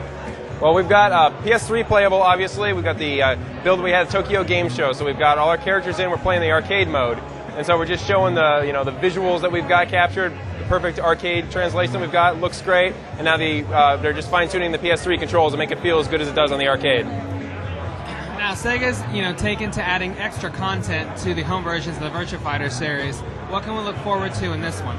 Well, we've got a lot of exciting announcements we're going to talk about in the future, but we've got the full plan to do all the kind of arcade and translation, but then also all the console modes that we've expected, and then expand and improve those as well. And so obviously a lot of people are very curious to hear about character customization. Can we look forward to that? If so, is it going to be as robust as we've seen in the past? Is there even more? Yeah, we were really happy with what they did with Virtua Fighter 4 Evo, and it's great character customization. They're going to push that even further. It's really great to be able to identify with your, the player that you're going through in the world mode, and being able to really jump in and add to little details, costume color, all that sort of stuff. So yeah, it'll be a bigger, better mode this time. As far as control goes, Sixaxis is kind of like a new feel, right? Because we're used to the PlayStation 2 controller. How's it handled? What are your thoughts on it? Well, the controller it's a great innovative controller, and now we've got a way is the balance from the the arcade stick and the buttons. I mean, that's the core AM2 perfect fighting system that they've got. So we obviously want to do that as well as we can. But then if there's new ways that we can kind of look into using the controller, we want to definitely do that. So the wireless makes it really nice. You can kind of jump around and get a little more into the game as it were, rather than standing in front of the arcade machine. But they're going to look into investigating. I don't know if they're going to be able to really work the access in there, the gyro. But we'll see what they have. But we know we're going to hit those arcade controls for sure. And as far as online functionality, I guess this isn't the game to take us online for virtual fighting. But what do we do? Well, I mean, it's really to replicate again the side-by-side people fighting each other. And really being able to trash talk and do that stuff. We're looking into, the PlayStation Network is a robust system. We saw that today. There's a lot of different features that are added there, so we want to definitely take advantage of that. It's one of the things we'll be talking about in the future. The team is working on stuff, so people will be able to use, Virtua Fighter, and there will be ability to get online and interact with other gamers and stuff. Very nice. All right. Well, thank you very much. The game is Virtua Fighter 5. It's coming out on the PlayStation 3 in spring of 07. Spring of 07, yes. Look for more on the site for this game, and check back for more from the media event very shortly. Virtua Fighter 5, looking good. Yeah. Yes. Looking good. Very good. You guys want to just go run back and play that right now? Kind of do. I kind of want to go play the arcade version, though, because I have a character card for it. You plug in and really? adds to my record. Where'd you get that? Japan. They sell them out of vending machines in the arcades. Cool. Yeah. Hey, one thing I've noticed about looking at your lanyard and seeing the kiosk there is the red PlayStation 3. Yeah. It almost seems like that. I half expected to see PlayStation 3s with red writing on it after all the promo stuff that came out about this. Yeah. You'll hold that up a little bit. Yeah, those things are definitely like there's a real redness. There's a glowing red coming off the kiosk, and I assume those are going to be the same kiosks that you'll see at retail when they go out there for people to get their hands on them. They look pretty heavy duty. I saw a couple of them. Some guys kind of getting inside to either reset systems or what have you. They had to do a bunch of stuff to get in there. So for those of you with any thoughts of staying late, with big pockets, and they said during the press conference that those are all going to be online, so it's not going to be a demo disc thing. It's going to be they can download demos to it for in-store stuff. That's cool. Yeah. Ryan Davis, how you doing, buddy? I'm pretty good. Yeah. I've got a question here from Daniel Scott in Lutz, Florida. He wants to know if there's been any word about controller adapters for the PlayStation 3, possibly being able to use your DualShock, your DualShock 2, maybe your Guitar Hero controller. Any word? I think the word is probably not. Yeah. You probably won't see that. Seems like the principle of the thing, right? They just wouldn't. They just they've gone all wireless, and they've kind of taken a stand on that. And I just think this just means that you're going to have to buy a new guitar controller. Should they make a Guitar Hero for the PlayStation 3? You're going to have to get a new dance mat. You're going to have to get all kinds of stuff. A new USB headset for SOCOM? Probably not. Maybe not. Maybe not. No, that might work. Bluetooth, maybe. Yes. You're gonna have to get a new gun con. Let's look at more games. Okay. All right. Games are good. Games are good. Gran Turismo HD or GT HD. Check it.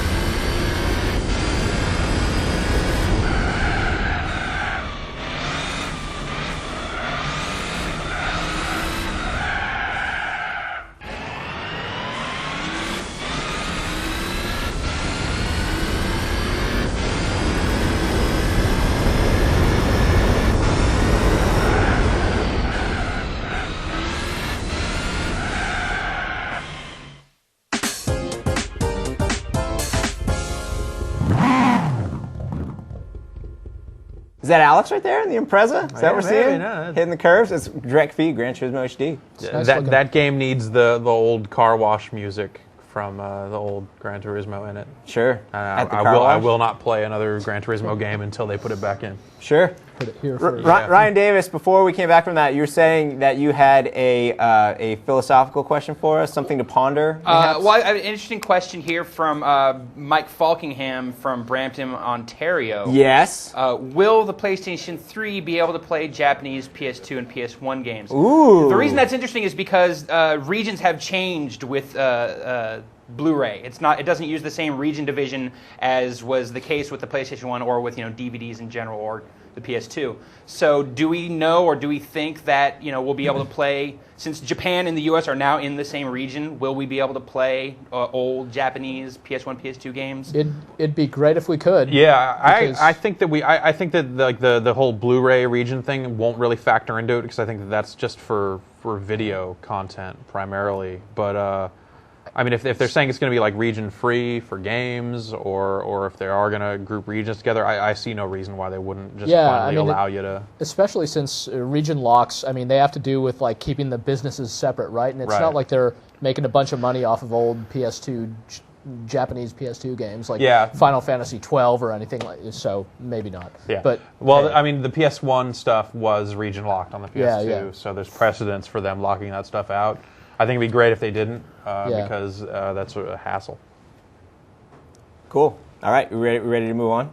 You want some more direct feed footage? Yeah. We have Resistance Fall of Man. Yeah? I hear that game looks pretty cool. It looks pretty cool. I heard we might even have 2 levels of it, so if we like this enough, we might see more of it. Maybe. Depends on how much time we have. All right. All right. Cool. Resistance Fall of Man. Check it. Bulk of the Khmer defense in Nottingham. Affirmative, command. Keep them off us, and we'll wrap this up in a jiffy. Your squad, take forfeit here. The hybrids are threatening to break out of the base of this first flyover. Pulling up. Kill them, Sergeant.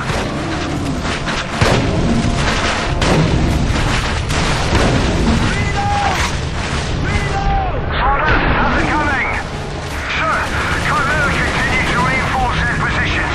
Third tunnel secured. Free to go.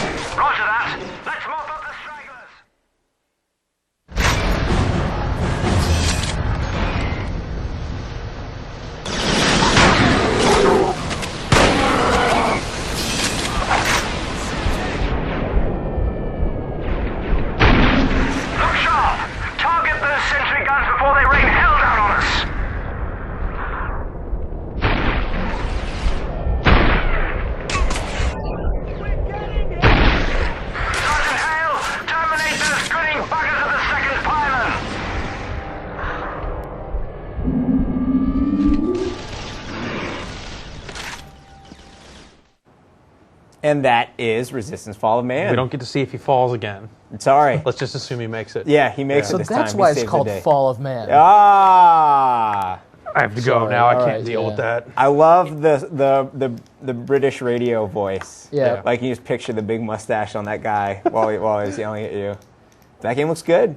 Yeah. Who was saying that game looked done? Were you saying that game? Yeah, the game looks like it's ready to go. Yeah. Greg, you want to share your observation about your comparison to other games? Oh, I mean, yeah, it's like, no, that game definitely reminds me of Halo. It's got the whole kind of humans versus aliens thing. You could clearly see who's who on the battlefield, except whereas Halo is blue, Resistance is more yellow. It's totally different. But no, it's got its own look to it. Yeah. I dig the black and white movie death sequences, that's pretty too. cool. Yeah. It's kind of funny. And look for that on the site. Ryan Davis, you got any questions? Yeah, actually, Chris Hawkins and a few other people also were asking about the AI in Resistance Fall of Man. Any thoughts on how wily it is? I was overhearing them chat it up quite a bit. They were talking all about how advanced the artificial intelligence is in that game. I have not observed enough of that in practice myself to be able to see. I think from the video we just saw, we didn't necessarily see anything that we haven't seen before from an artificial intelligence standpoint. But I think, the truth really comes out when you play through those games for more than like 10, 15 minutes at a time. Yeah. All right. So. Or set it to legendary or whatever. Ready to roll on? Ryan Davis, did you have another question there? You look ponderous. Yeah, actually, I do have another question. Gene Arturo asks this from Tampa, Florida, and again, I'm getting this question quite often. Do we know if these games right now are running off of Blu-ray discs? Or are they running off the hard drives of these test units? They're on discs. I'm quite sure. I think it's certainly possible that some of them could still be running off a hard drive, but I mean, we have seen games run off discs. But we saw one. We saw one today. NBA 2K7. I actually got to hold earlier a BDR. And we have a BDR. We have a BDR in here somewhere. We do. It's and it's black on the bottom. What? So they're already black bottom using discs are back, baby. They are awesome. So they're already using the Blu-rays. So we're not expecting to see any like DVD-based games out of the gate. They're going with with everything they've been saying about how important the BD is to the HD era. Right. I don't even think Sony would allow anyone put a game out on a DVD this time around, regardless of how much data is actually being stored like on there. 600 megs on there. They'd be like, all right, here you go. Hope you like the manufacturing costs. Fool. Yeah. All right, let's roll. Cash, Carnage. Carnage. Not Cash Chaos. Money Chaos. Cash, Carnage, Chaos. Check it.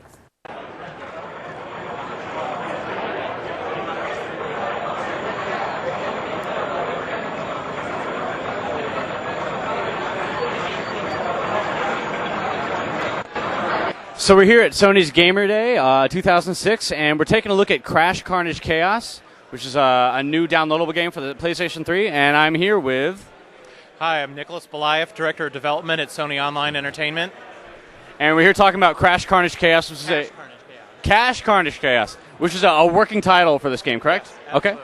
Well, if you want to tell us a little bit about the game and what it is. Absolutely. It is a pure action game, harkening back to the old days. Mhm. It's move in any direction, shoot in any direction. Story behind it is some aliens have been watching the Earth, speed of light issues, so they've been basically seeing 70s and 80s TV, so they're really into game shows and punk rock. Cool. They take you out of your home, and you have to compete in this game world for cash, for prizes, and for your life. All the guys that are on screen are different aliens in different disguises, while you, and there's 4 different player types you can choose, are all the real humans. We have a very over-top style. It's our first M-rated game. The M is really for blood and lots of cuss words. It's very lighthearted, very fun, very over the top. Cool. Why don't you tell us a little bit about the kind of upgrades you can get? I see speed, armor, weapons. What can you tell us about that kind of stuff? So there's 2 different upgrade paths that you can pursue. The one is just all the different weapon types. There's over 15 different weapon types in the game. Things from just a machine gun, a rail gun, a shotgun, all sorts of guns that do just crazy random kinds of damage depending upon what you have. Then there are different modifiers to your gameplay. There's speed boosts, there's shoot at double the rate. You have, if you notice when you look at the screen, there's the hearts, which are your hit points. Next to them are, right now, blank because Michael's getting killed. You can get shields that'll protect you for damage as well. So there's a lot of different things that you can do to change how you play and get, your favorite power-ups. It's also, the different guns are available on different weapons, different levels, I'm sorry. The download version of the game, there are 5 seasons. We look at them as TV seasons, and each season has 3 episodes. There are also boss battles. The boss battles are really epic, where you have giant bosses that morph shapes over time, sort of an homage to old Contra-style games. Okay. In this particular set of levels, this is a very circus-themed level. The boss you find is a lady named Heinous, and she's a giant bearded lady.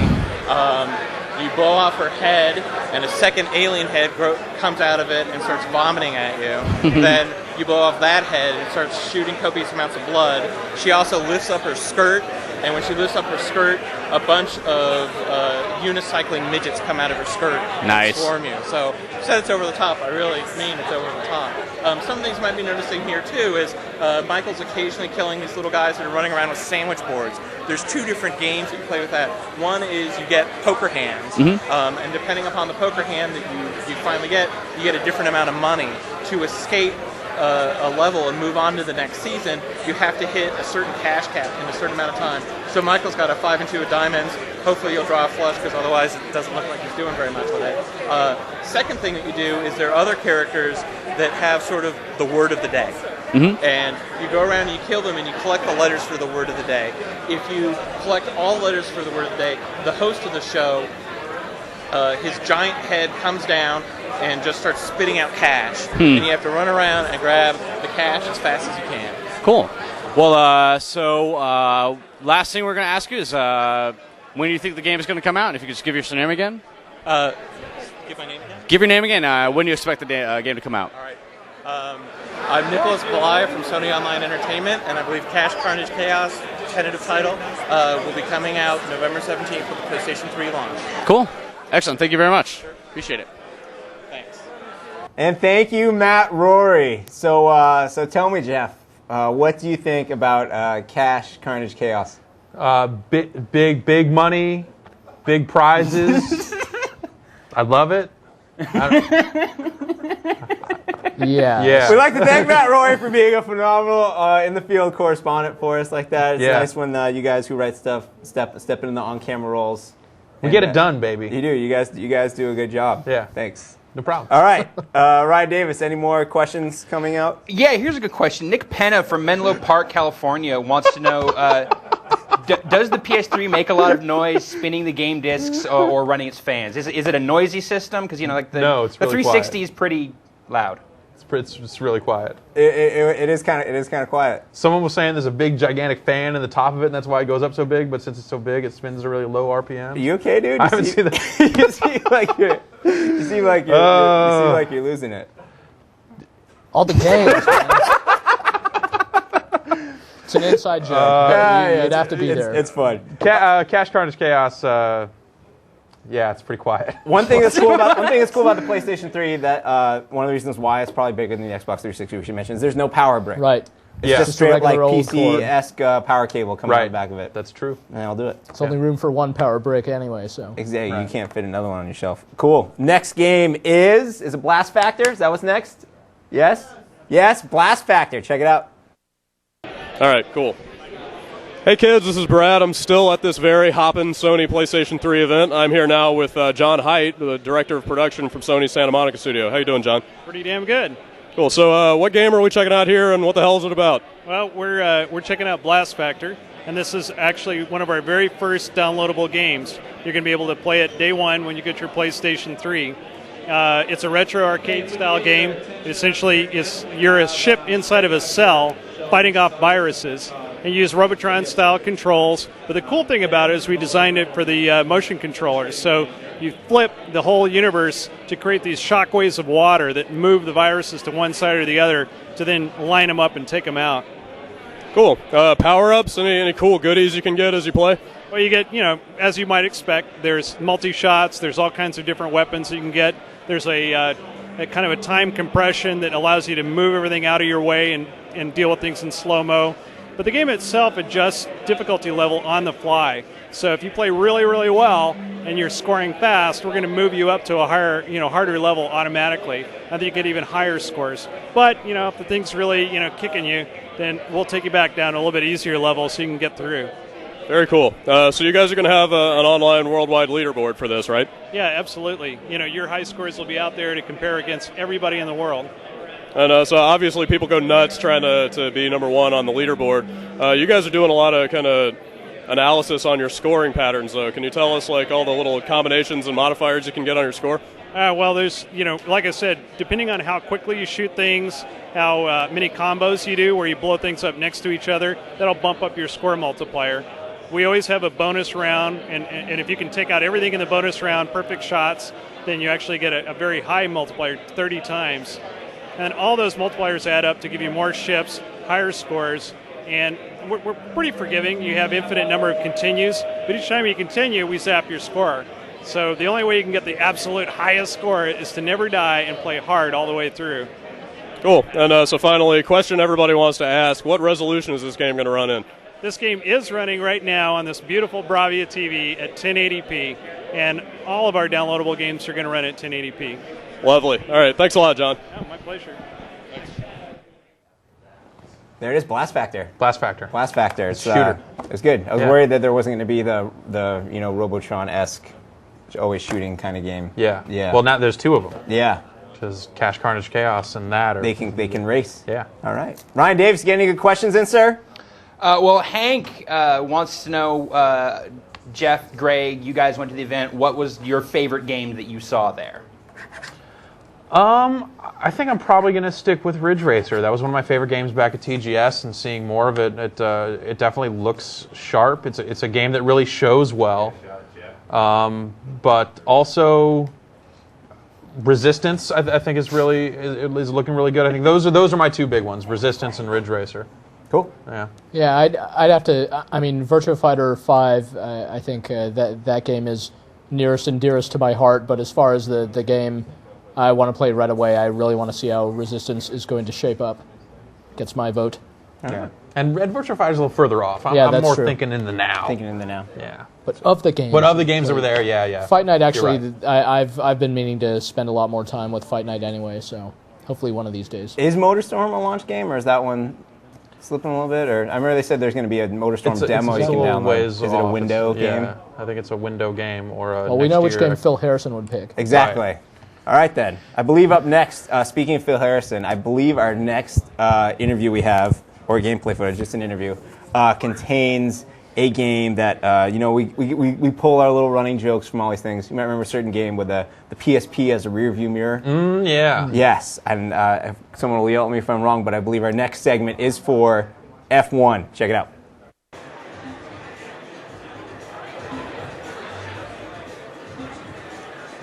What's up, guys? We're here at the Sony PlayStation 3 event here in San Francisco, of course, and what we're looking at now is their new Formula One game, F106. As you can see, it's a really beautiful-looking game, really great racing game. We saw the game at Tokyo, but there wasn't a lot being shown off. Here, there's a few different tracks being shown off. Right now, we're looking at Monza, which is in Italy, and we're racing in the rain, and you really get a sense for how amazing this game looks. The rain effects are spectacular, and you really get the sense of the plume of water coming off the cars in front of you. It really obstructs your view and makes it tough, just like probably it is for a real F1 driver. There's two tracks available in this demo. We've got Monza and we've got Indianapolis, both F1 circuits.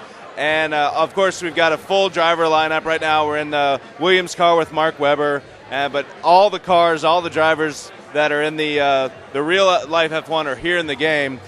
I think the biggest news that's come out of today's event regarding F106 is that the fact that it's coming to America. For the longest time, Formula One games haven't been released in America. It seems like ever since Sony scooped up the license, they haven't had Formula One games. So it's great news. This game will be available on the PlayStation 3 in America. So we're really looking. I personally can't wait for this game. We're really looking forward to it. And yeah, it's just a great looking game. That is F1. That game is a great looking game. There's a guy that looked a lot like Jeff in the background. Yeah. Maybe it was Brooklyn Jeff. Yeah, probably. Yeah. There was F1. Looks fast too. Player 2 Jeff. Yeah, they need they need to be showing the PSP as the rearview mirror though. They need. Do you think that's something they'll still support? Or I would hope so. Yeah, they got to follow through on that. Yeah, if they couldn't Otherwise, follow through on the dual forget HDMI for side-by-side screens, they gotta at least have that.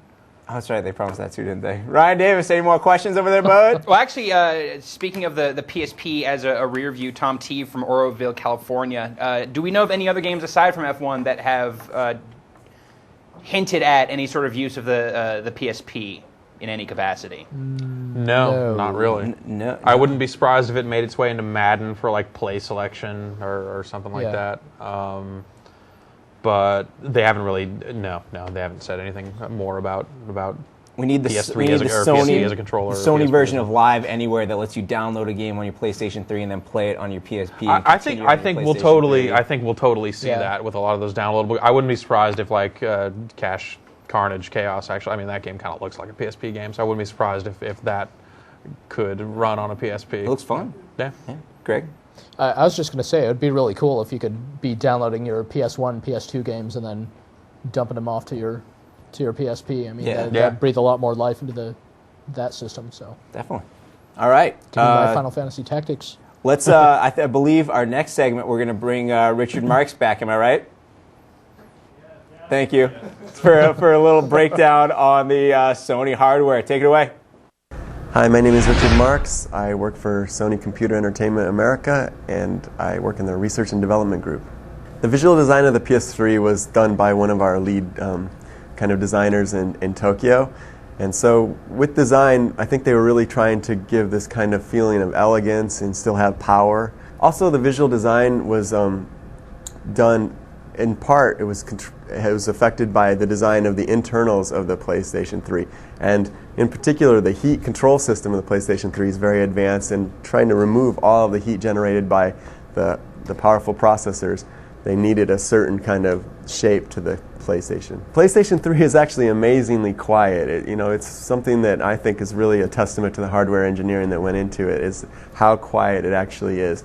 Yeah, so the PlayStation, actually we've done a lot of things recently, thinking about applications that could be run almost like as background applications. So if you could leave your PlayStation on overnight, you could actually use it. One of the projects we're working on is this project with Stanford for trying to cure cancer and Alzheimer's disease, where they do this kind of simulation of these proteins.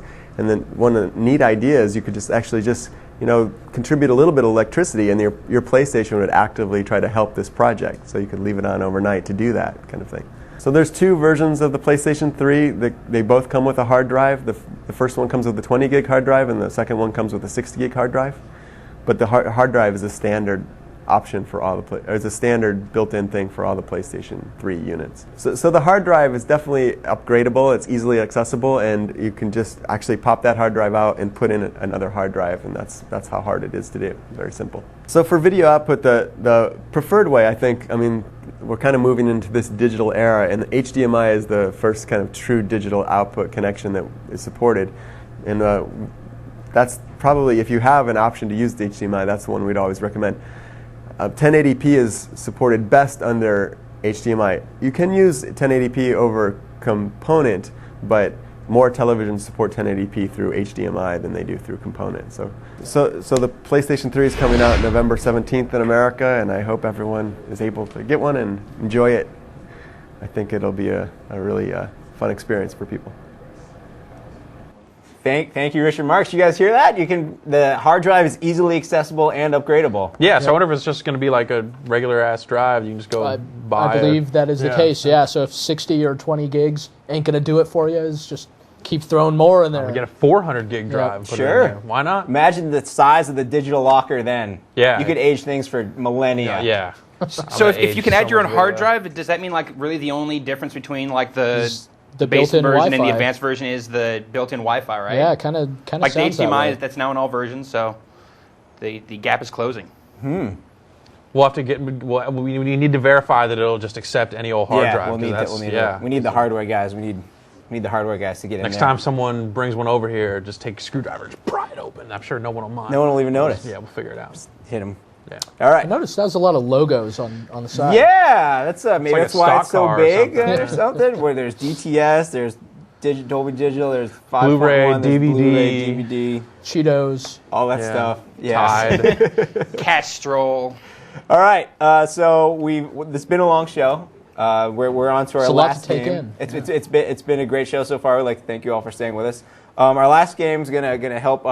We know a lot of people watch the show over in Europe, and it's probably like way past their bedtimes right now. But there's one game that we had on the show during TGS in downloadable form, at least, not the PS3 version. So in case you guys need some help, calming down a little bit, here's Flow. Check it out.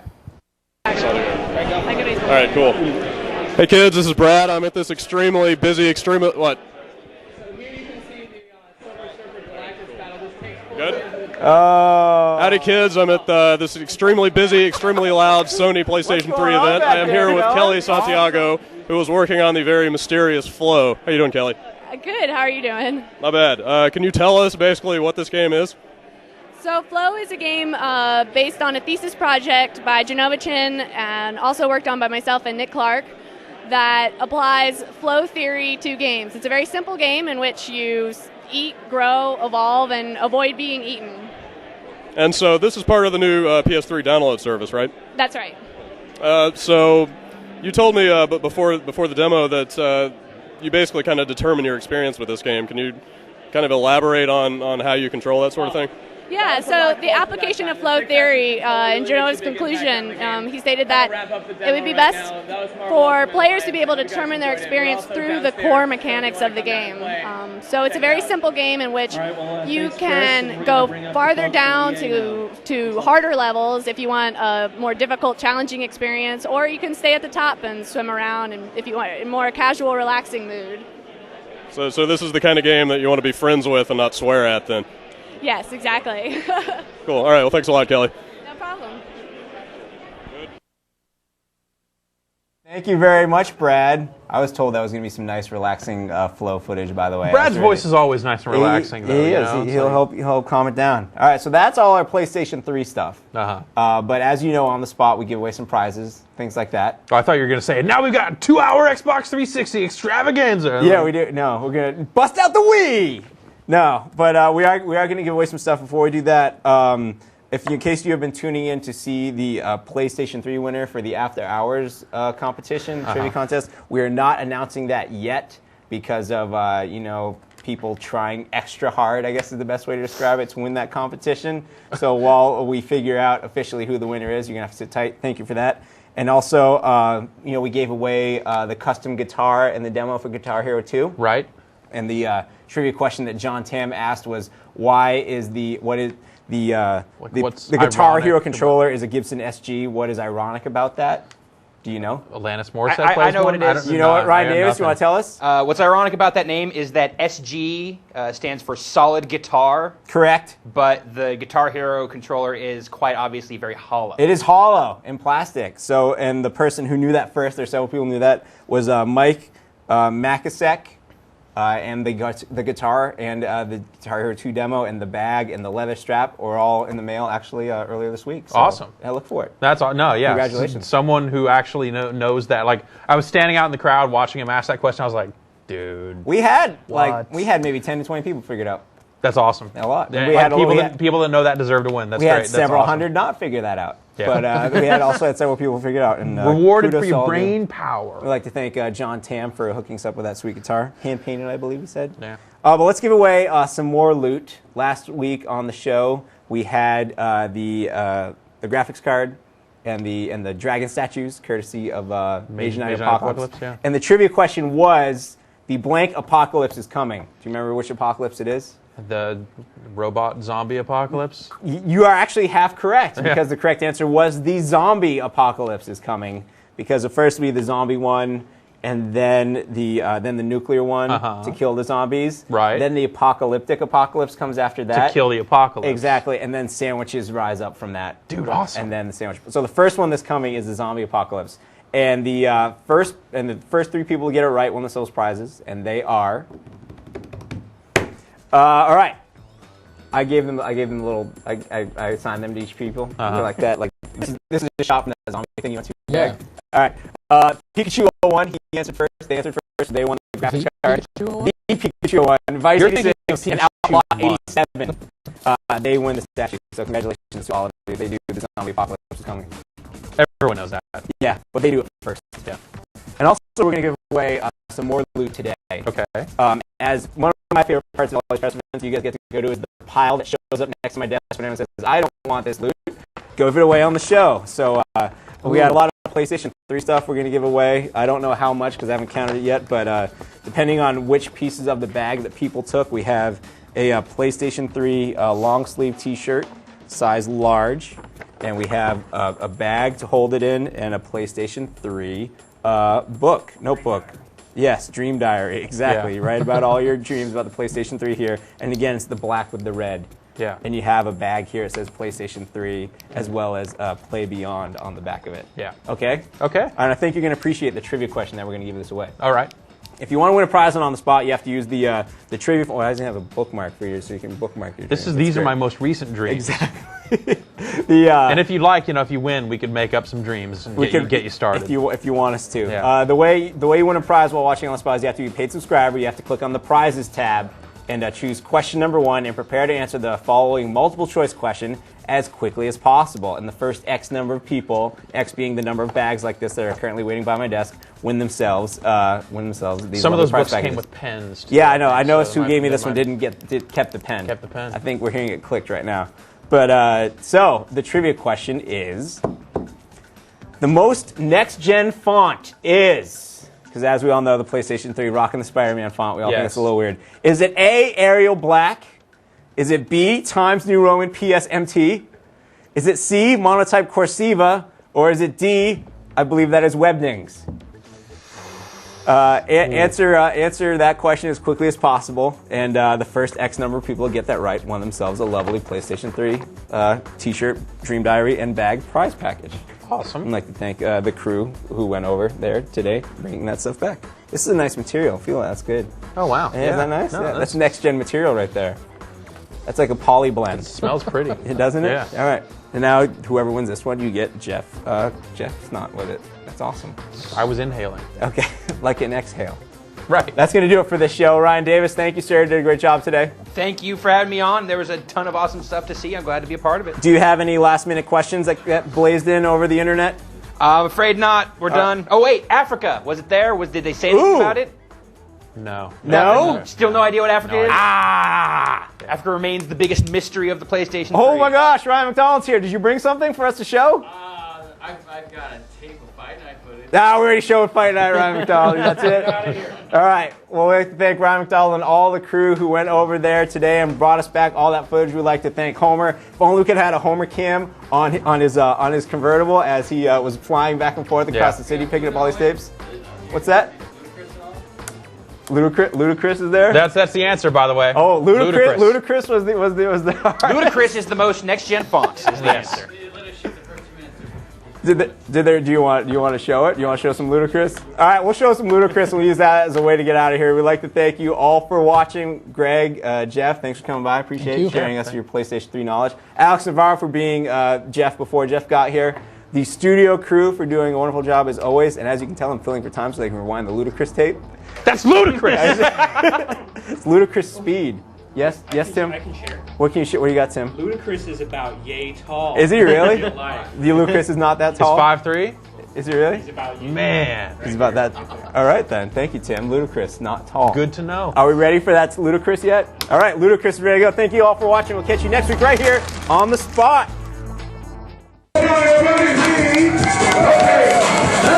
I'm never going nowhere, so don't try me. My music sticks and bangs like an ivy, blows poison like ivy. Oh, they try me. Already offers up my $6, but they were trying to sign me. Respected Ivy, I'm Mr. O'Reilly. Hope all is well, Mr. Blainer and the wifey. Drove through the window, the industry supersized me. Now the girls see me in the rivers, what they cry me. I'm on the rise, so many people despise me. I'm 40 those trying to surprise me. It's a celebration. Everyone should invite me. Roll with the crew and meet the bottom of my 90s. Explode like Dora, these wipers can't swipe me. My whole aura's so mean in my white teeth.